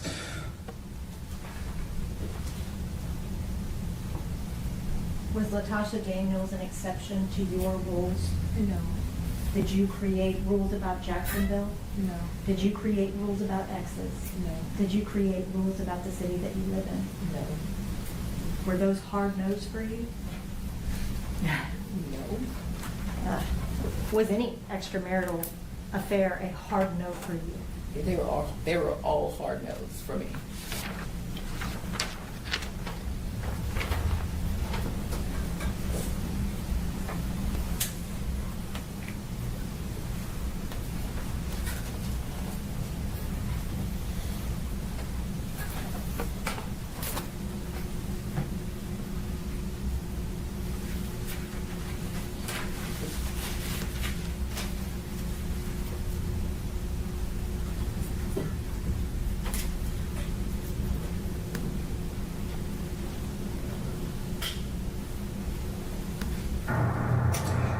Before I can say a word, she hits me with, "I'm sorry." I'm like, Oh, we're not gonna breeze past the women showing up at the bottom of the profile. I need to know. I'm going back a little bit, y'all, because I just want to see they panned up. Hold on. So that must be maybe D. I'm air quoting D because I think I heard somebody named D and Cher or Cheryl.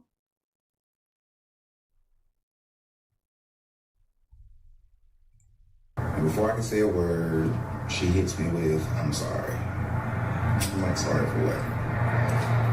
So then she goes into the whole, "I apologize for breaching your trust, breaching your confidence by telling my boss, my former boss before, about the situation." Her reasoning was that she felt like if, like you all said, if he could appeal to my quote-unquote greater senses, that I would realize the mistake that I would be making by losing such a wonderful woman. She also apologized. I said that she apologized to Tabatha when Tabatha talked. She told me that Tabatha told her that their conversation was their conversation until she revealed it, so she was not going to talk about the contents with what they discussed. She basically said, I feel like I know what you're going to tell me. And at this... Who is P? He is our friend and former pastor. Is that Philip Pointer? And he was also a pastor at St. Mark's. Correct. Did you know that Pastor Pointer knew about the relationship with Latasha? No. Did Latasha reach out and apologize to you after she threatened to commit suicide? No.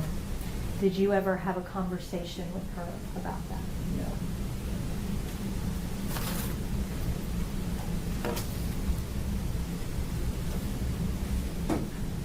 Throughout all of those videos,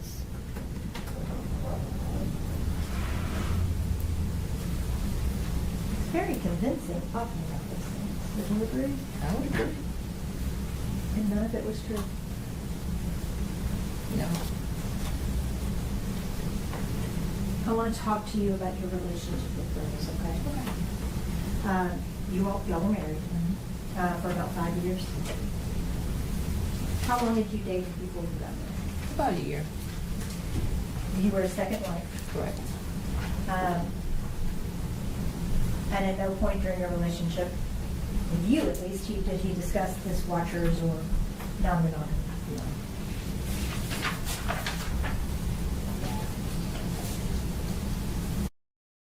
I want to hear from the first wife as a character witness. I want to know, what did she experience? Why did they get divorced? Brodes was a pastor Correct. in Little Rock that was at St. Mark's. So that's a big church. Yes.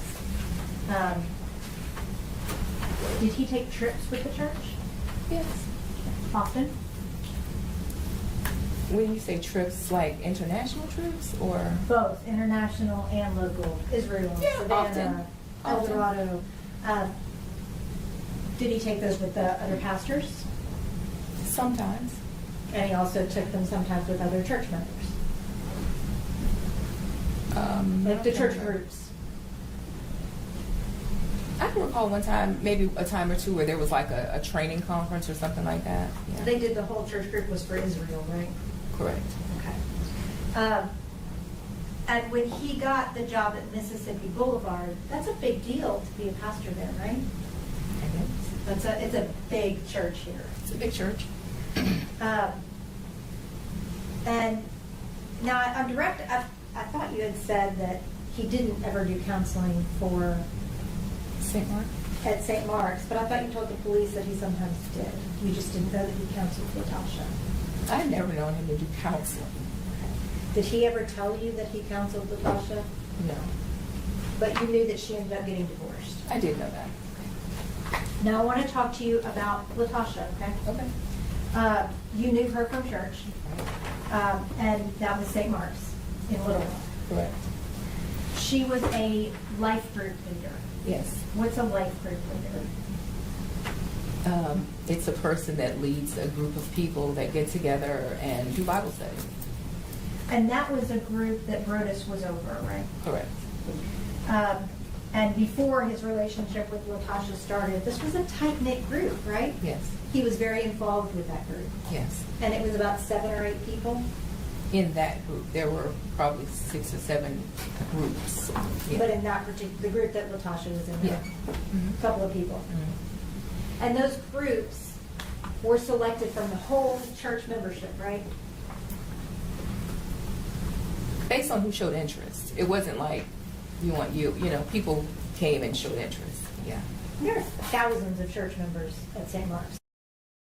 And that's what I said at the beginning. We're not gonna act like he just tell me, Lord, who out of these thousands should I pick for life group? It was the people in his face. Of course. Like, stop playing. And I don't know what kind of church background the defense attorney has, but no, ma'am. He didn't pick them out of thousands. Sure. And I think, what about 40 or 50 people were selected to be life group leaders? I guess. I don't know for sure. And that's okay if you don't know. And you and Latasha were fairly friendly. Yeah. You played tennis once a month for a couple months? Mm-hmm. And then at some point, after Brodes got the job at Mississippi Boulevard, y'all moved from Little Rock to Memphis. Correct. And at no point were you aware of their relationship. No. Were you aware of any issues that Brodes had had at St. Mark's? No. Y'all moved in October, Correct. and that was to Carterville. Correct. Before y'all left, you gave your friends, church members, your new address. Yes. And there was a party that was thrown for y'all, right? I think so, yeah. Did you know that Latoshia organized that party? It wouldn't surprise me to know that. After you left Little Rock and moved to Memphis, you didn't see Latoshia again until April 4th, right? Right. And as far as you knew, neither did Brodes. Correct. But Brodes would come back to Memphis for his braces. Right. Now, why would he come back to Little Rock from Memphis to get his braces done? Because the braces were paid for, but the work wasn't done in his mouth. So it just made sense to continue seeing that orthodontist. And so Brodes would go to Little Rock, but you would stay in Memphis. Now, I want to talk to you specifically about April the 4th, okay? Now, you were at home that night. Right. You were watching TV. Right. Just you and your dog, Anakin. Yes. And around 9 or 9:30, you heard a noise, a faint knock. Correct. Ignored it. Yeah. And then a couple of seconds, minutes later, you heard another slightly louder knock. Yeah. And you and Anakin, the dog, got up to go see what was going on. Correct. A third knock, or after you said, I'm not going to open this door if I don't see who it is, Yeah. you saw Latoshia through the people, Yes. recognized it was her, Yes. invited her in. Yes. She wasn't threatening you. No. She did not have her gun out pointed at you. No. You sat, or you brought her into the house, right? And y'all sat in the living room, Right. talked, right? Yes. Talked about tennis, Yes. talked about a work conference, right? Yes. And just chatted. Yeah. She seemed happy to be there. Yeah. She seemed happy to be talking to you. Yeah. At no point while y'all were sitting alone in the apartment was she threatening to you. Yeah. She never tried to harm you. No. And she was seated, if I'm not mistaken, on a couch, right? Right. Actually.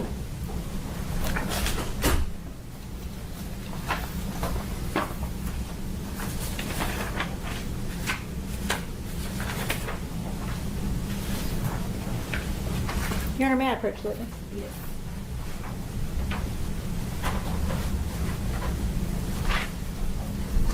Tabatha, do you recognize that?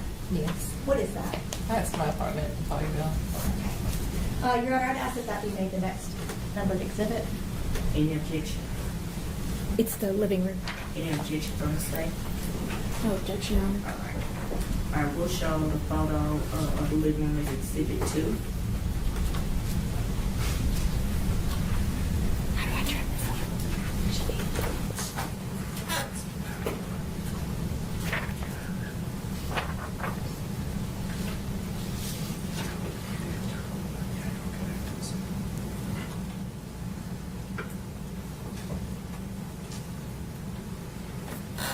Your Honor, if I may publish this to the jury. Yes.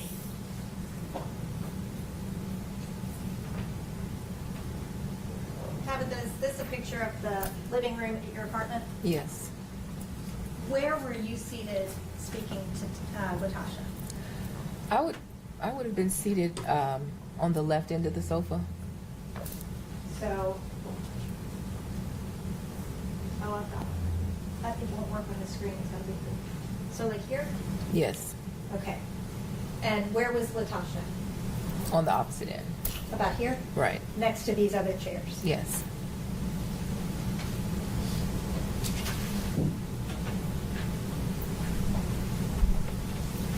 Brodes was not home yet, right? Right. He had gone to Pastor Pointer's to run an errand. No, when he got I'm off. sorry, Pastor Turner. Right. Well, he got off work. He went to the cigar bar. And then from the cigar bar, he told me he had to go drop something off at Jason's house. So he went and dropped something off, and then he came home. He likes cigars. Yes. At Thursday nights, he'd go to the cigar bar, right? More than Thursday nights, but yeah. But that was one of his nights, Okay. right? So you texted him when Latasha was there. Didn't tell him that she was there, but Right. texted him and just said, "This is strange." Yeah.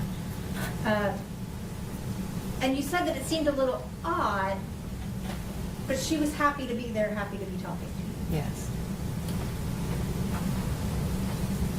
Up to this point, on April the 4th of 2019, Brodes had never told you that he ventured outside of your marriage, had he? No.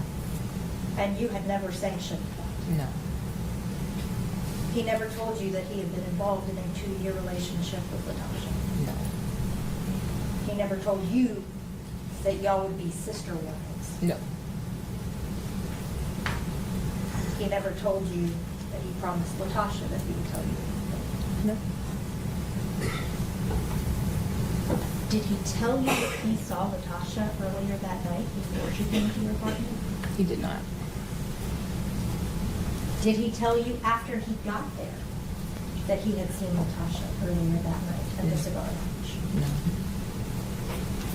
He acted like he had no idea she was even in town when he walked in that door, right? Correct.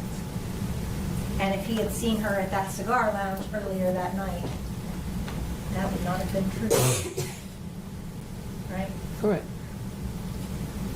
I want to talk to you about while you and Latasha were talking, okay? Mm-hmm. She never threatened you, right? No. Was never cross with you. No. And she engaged with you cordially. Yes. Seemed genuinely happy to be there. Yes. Now I want to talk to you about when Brodes arrived home, okay? Can you describe his demeanor when he walked in? Agitated. Did he immediately come in and offer the bourbon? No, not immediately. Okay. When did that happen?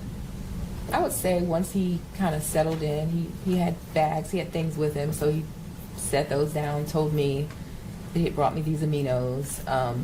You know, he made the statement about this was an uninvited guest. And then I think that's when he started saying, you know, what are you doing here? Where are you staying? That whole bit. And at some point around there is when he offered, does anybody want a drink? After he made the drinks, he also sat down, right? Yes. And when we're looking at Exhibit 2, Brodes sat in this chair. I can't remember which chair he sat in, to be honest. That's okay. One of those chairs. And while he was seated in one of these chairs, Latasha was still seated here. Yes. Were you still seated over here? Yes.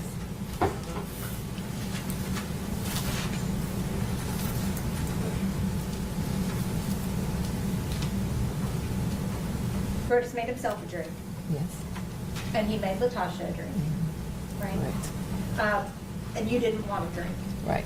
You had had some champagne earlier in the night, and you were done. Fine. Yes. When Brodes was talking to Latasha about, you know, why she was here, what she was doing, he was kind of making small talk with her, right? It was, I guess you could call it that. It was like badgering almost. Yeah. He still seemed agitated. Yeah. At some point, did you notice that he kind of stopped talking to Latasha when we started engaging with you? I didn't. Your Honor, may I approach the witness?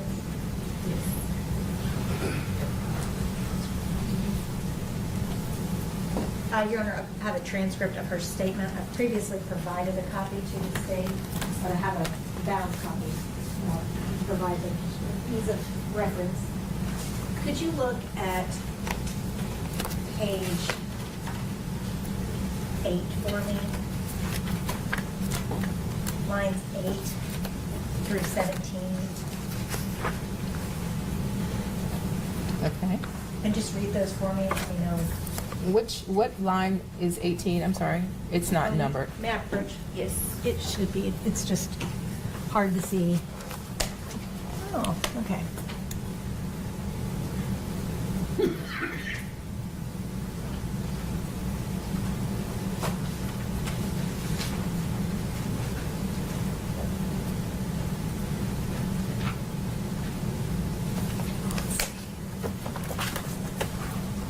I don't know why yours don't have. Okay, I'm sorry. Here. Okay.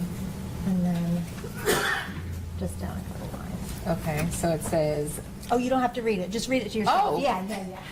I'm sorry.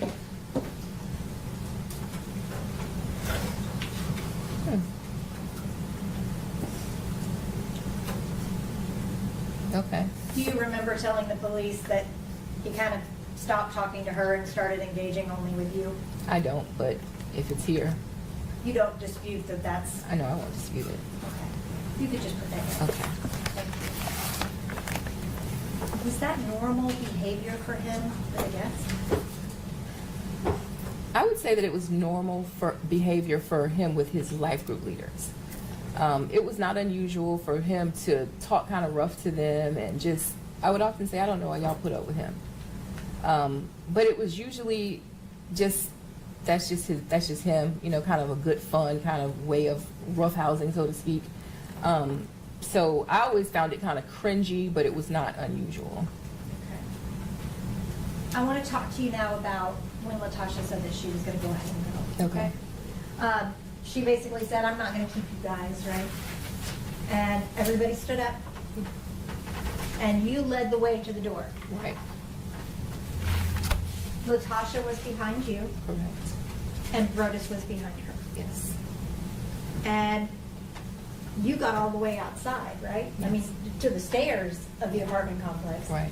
And Latasha and Brodes were still back towards the apartment. Correct. Latasha right outside the door, Brodes in the door. Right. Did you hear her ask him to walk her to her car? No. When they were over there and you were at the stairs, they were kind of had their own thing going on over there while you were trying to walk on out, right? I don't know because my back was turned. So, Right. you know, it wasn't until I turned around that I realized they weren't right, you know, behind me. And you were telling her, just don't speed, be careful, you know, you've had something to drink, Right. right? You had no idea what was going on behind you. No. So then I want to talk to you about when you turned around and saw Latasha, okay? Mm-hmm. She was still at the door of your apartment. Well, she was out from the door. Yeah. And that's, your door is right next to your neighbor's door, right? No, it's across the hall. Okay, thank you. So she is standing right outside the door. Brodes is standing in the door frame. Mm-hmm. So she was closer to Brodes than you were. Yes. Do you remember how far away you were? So from our front door to the stairs might be from here to the beginning of this green partition. So it's not, we're not very far from the stairs. Yeah. So if this is the front door, those are the stairs. Okay, so So you if and I'm I- there, Brodes is here, she's maybe here. So it's like, you know, equal space between all three of us. It's not a lot of space. 12 feet? I don't know. I don't know. I'm not good at guessing either. Somewhere 10 to 12 feet, maybe 10 to 15 feet? Does that look like a good guess to you? This looks good to me. She don't know. She That's- can't answer. She said she can't. I can move on.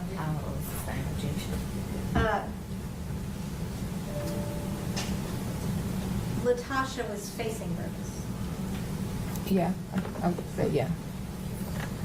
And you saw her reach into her pocket, right? Yes. And this was as y'all were walking out to her car. This is still upstairs. Right, Yeah. but that was the direction that, Correct. okay. Yeah. And when you saw her reach into her pocket, you saw her pull out a gun. Yes. Now, prior to that moment, had you ever seen a gun? No. Prior to that moment, had she seemed to be a threat to you? No. prior to that moment, did you think you were in harm's way being with her? No. She started firing again Yes. towards Brodes. Correct. You were in the opposite direction, right? I was behind them. Yes. And you ran to your apartment or your neighbor's apartments, Right. right? Right. So you weren't even in the apartment when the shots started. No, I was still outside the apartment. When y'all were in the apartment, the three of you, was the door closed? After the shots were fired? Before. Oh, before. Yeah, the door was closed before. Could anyone see into your apartment No. with the door closed? No. It was prepped. Right. No one else other than the three of you was in the apartment. Correct. After the door gets open, you go outside, you're visible to everyone else in the apartment complex. Well, they could see where y'all were, right? You became visible outside of your apartment. Not really, no. So if your neighbor had opened the door, If my neighbor across the hall had opened the door, sure. they could see Latosha standing. Mm-hmm. They could see Brodes standing in the door. Mm-hmm. Nothing happened until after that was already out in more public area than y'all had been before, right? Right. You, at some point, lunged for Brodes, right? Yes. And tried to shield him. Well, this was after the shooting had occurred, yeah. Once we were back in the apartment by then. Prior to that point, prior to you trying to shield him, she had not fired any shots at you, right? No. And when you got shot, did you realize it? Yes. Did you grab your shoulder? Yeah, the bullet moved me. The shot threw me. Yeah. And you were right against Brodes at that point too, right? Until I got shot, right. And then you said, Tasha, you shot me. Mm-hmm. What did she say back to you? Something to the effect of, I didn't mean to. And then you told her basically, like, go, leave, Yeah, just get out of here. just get out of here. I won't tell them it was you, just go. Mm-hmm. Correct. She didn't move. No. And at some point, you could hear the sirens coming. Yes.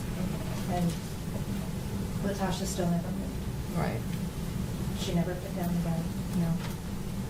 And when the police came up, they had their guns drawn. Correct. And she still didn't put down the gun. Correct. And in fact, she pointed the gun at her own self, Yes. towards her mouth, Yes. towards her head, Yes. against her chest. Yes. And the police were trying to talk to her to get her to put the gun down. Right. And she wasn't even really interacting with them. She was talking back, like She no, crying at that point. probably. I don't remember. Do you remember her saying, "What have I done?" No.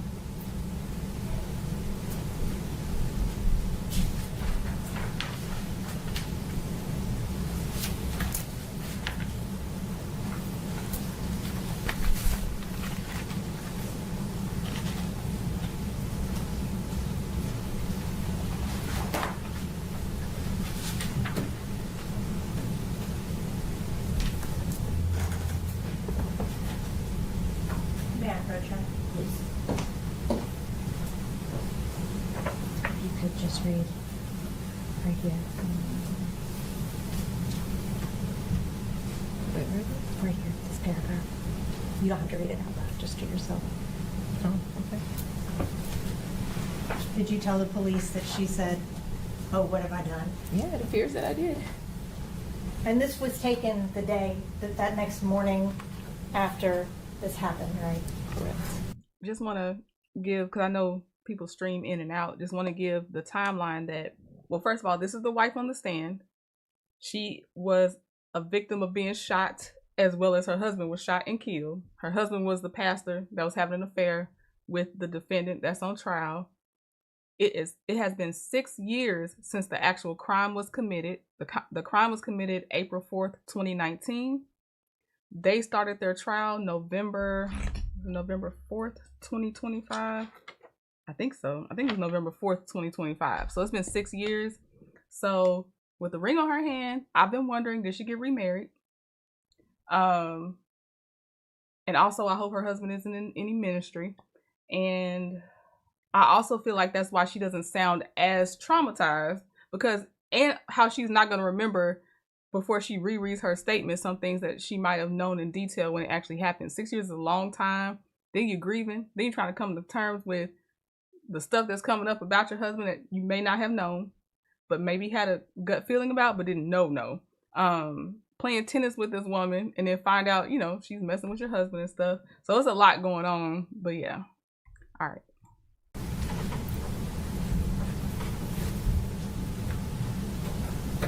One of the main things that you heard Latasha saying during this was that he broke her heart. Right. And that was the main thing that she said to you. Yeah.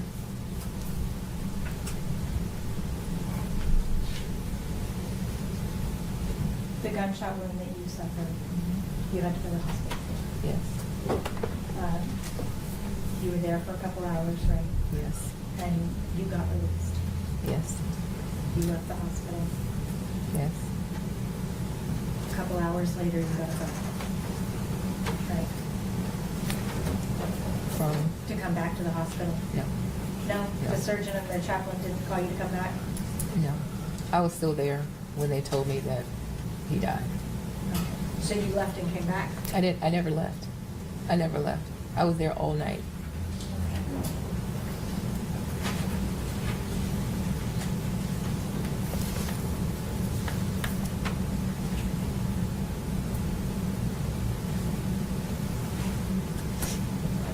Average? Yes.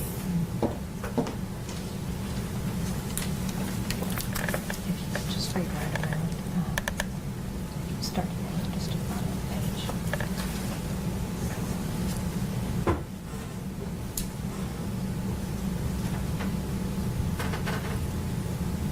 Oh no, this is the detective saying this is when he left. Keep reading. Okay. I'm gonna have like a little bit. Yeah, that's wrong because I didn't think the sun was up when I left the hospital. Okay. So that's just... Yeah, that's just wrong. And this was a stressful night, right? A very traumatic event. Yeah. And you had no idea why any of this happened. Right. But eventually you were told that Brodes had passed away. Correct. You went and gave a statement that next day with Carnival, right? Right. Pastor Pointer and Pastor Turner came with you. Right. Did you ask them to come with you? They're the only people that could have come because I did not know a soul in Memphis. So when everything happened, I didn't know anybody's phone number. So they called Pastor Turner. They went through hoops to get in touch with him. He and his wife showed up. He called Pastor Pointer that morning. He drove over from Little Rock. So there was really nobody else that could have come. And they actually came into the interview room with you, right? Yes. And while you were talking to police, the police were saying, do you know why this happened? Mm-hmm. Right? Mm-hmm. And you have to say yes or no. Yes. She's recording. And you and the police both talked about why. Right. Nobody understands why. Right. Did Pastor Pointer ever say, actually, I know that they were in a relationship? No. Did he ever tell you that before you went in? Object to, that's hearsay. I don't know what the purpose of it is. And it's not being offered for the truth of the matter asserted. It's being offered to show whether or not he provided that information. What's your approach?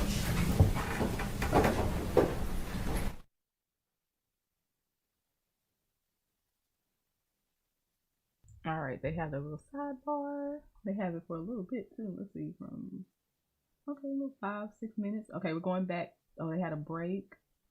And then we have going back to the judge. I need to swear in, do you raise your right? Do you solemnly swear or affirm that you will take charge of this jury, that you will keep them separate and apart from all persons, that you will not allow them to communicate in any manner with anyone, nor anyone with them, and as it concerns the matter on trial, nor with you, nor you with them, and that you will deliver them safely into court, so help you God? I do. Okay, thank you. Thank you. All right, If was she swearing in the foreman? Is that what they call the foreman on the jury? If she was, I would not take that charge. I'd be like, I can't control grown people. Y'all need to pick somebody else. I'm gonna call the jury back in and give them some admonitions, and then we'll start back in the morning at 9:30. Yes. Well, and so and we've talked a little bit about this. I've got the next 3 witnesses are Carterville PD officers, which are easy to get back and forth. But the 3 after that, particularly the 2 after that, one's coming from Arkansas. Based on our progress thus far, I'm not confident we will get to the 4th witness tomorrow. And I hate for him to have to come from Arkansas 2.5 hours, go back to Arkansas 2.5 hours, and come back the next morning. And I sure don't think we'll get to 5, but sure as I say that, we'll be sitting here at 2 o'clock and we'll be out of proof. So I guess what I'm asking the court is, would you be okay if I have the 3 Collierville officers here and the guy from Arkansas? If it looks like we're going to run out of time, I'll take the guy from Arkansas out of order, but I'm not going to ask TBI from Nashville to come tomorrow. If we get through those 4, we'll be down to 2 Thursday morning for me that I think are pretty short. And if we run out of time, it's on me, but I didn't want to run out of time. If we finish earlier, it's on me, but I didn't want you to look at me like, why are you not having your witnesses here? Okay, that's fine. Okay. And we have no objection to taking that witness out of order. Okay, that's fine. That's fine. Okay. All right. I'm gonna call the jury in, and I'm gonna give them some admonitions, and then we'll reconvene for tomorrow. So if you can get the jury in. Yes, ma'am. I know she didn't mean to, but that was a crazy pun to use just now. You're gonna give them some ammunition. Crazy pun right now.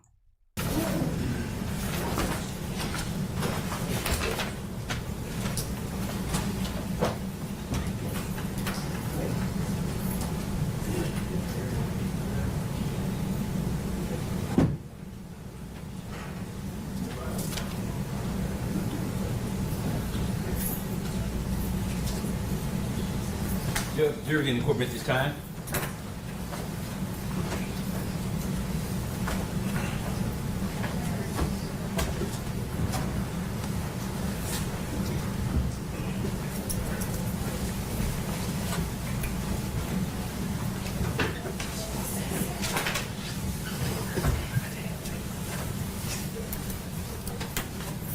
Okay, looks like they're gonna talk about a few more things, but they needed the jury to leave first.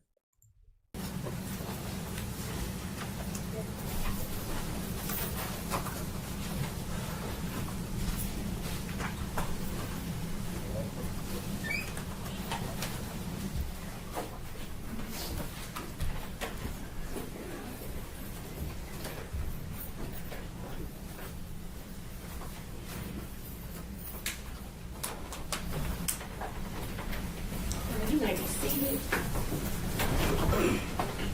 All right. Well, we are at a good stopping point for the day. I want to give you some instructions again. There are several rules concerning your conduct during the jury selection process, the trial, and during recesses that you should keep in mind.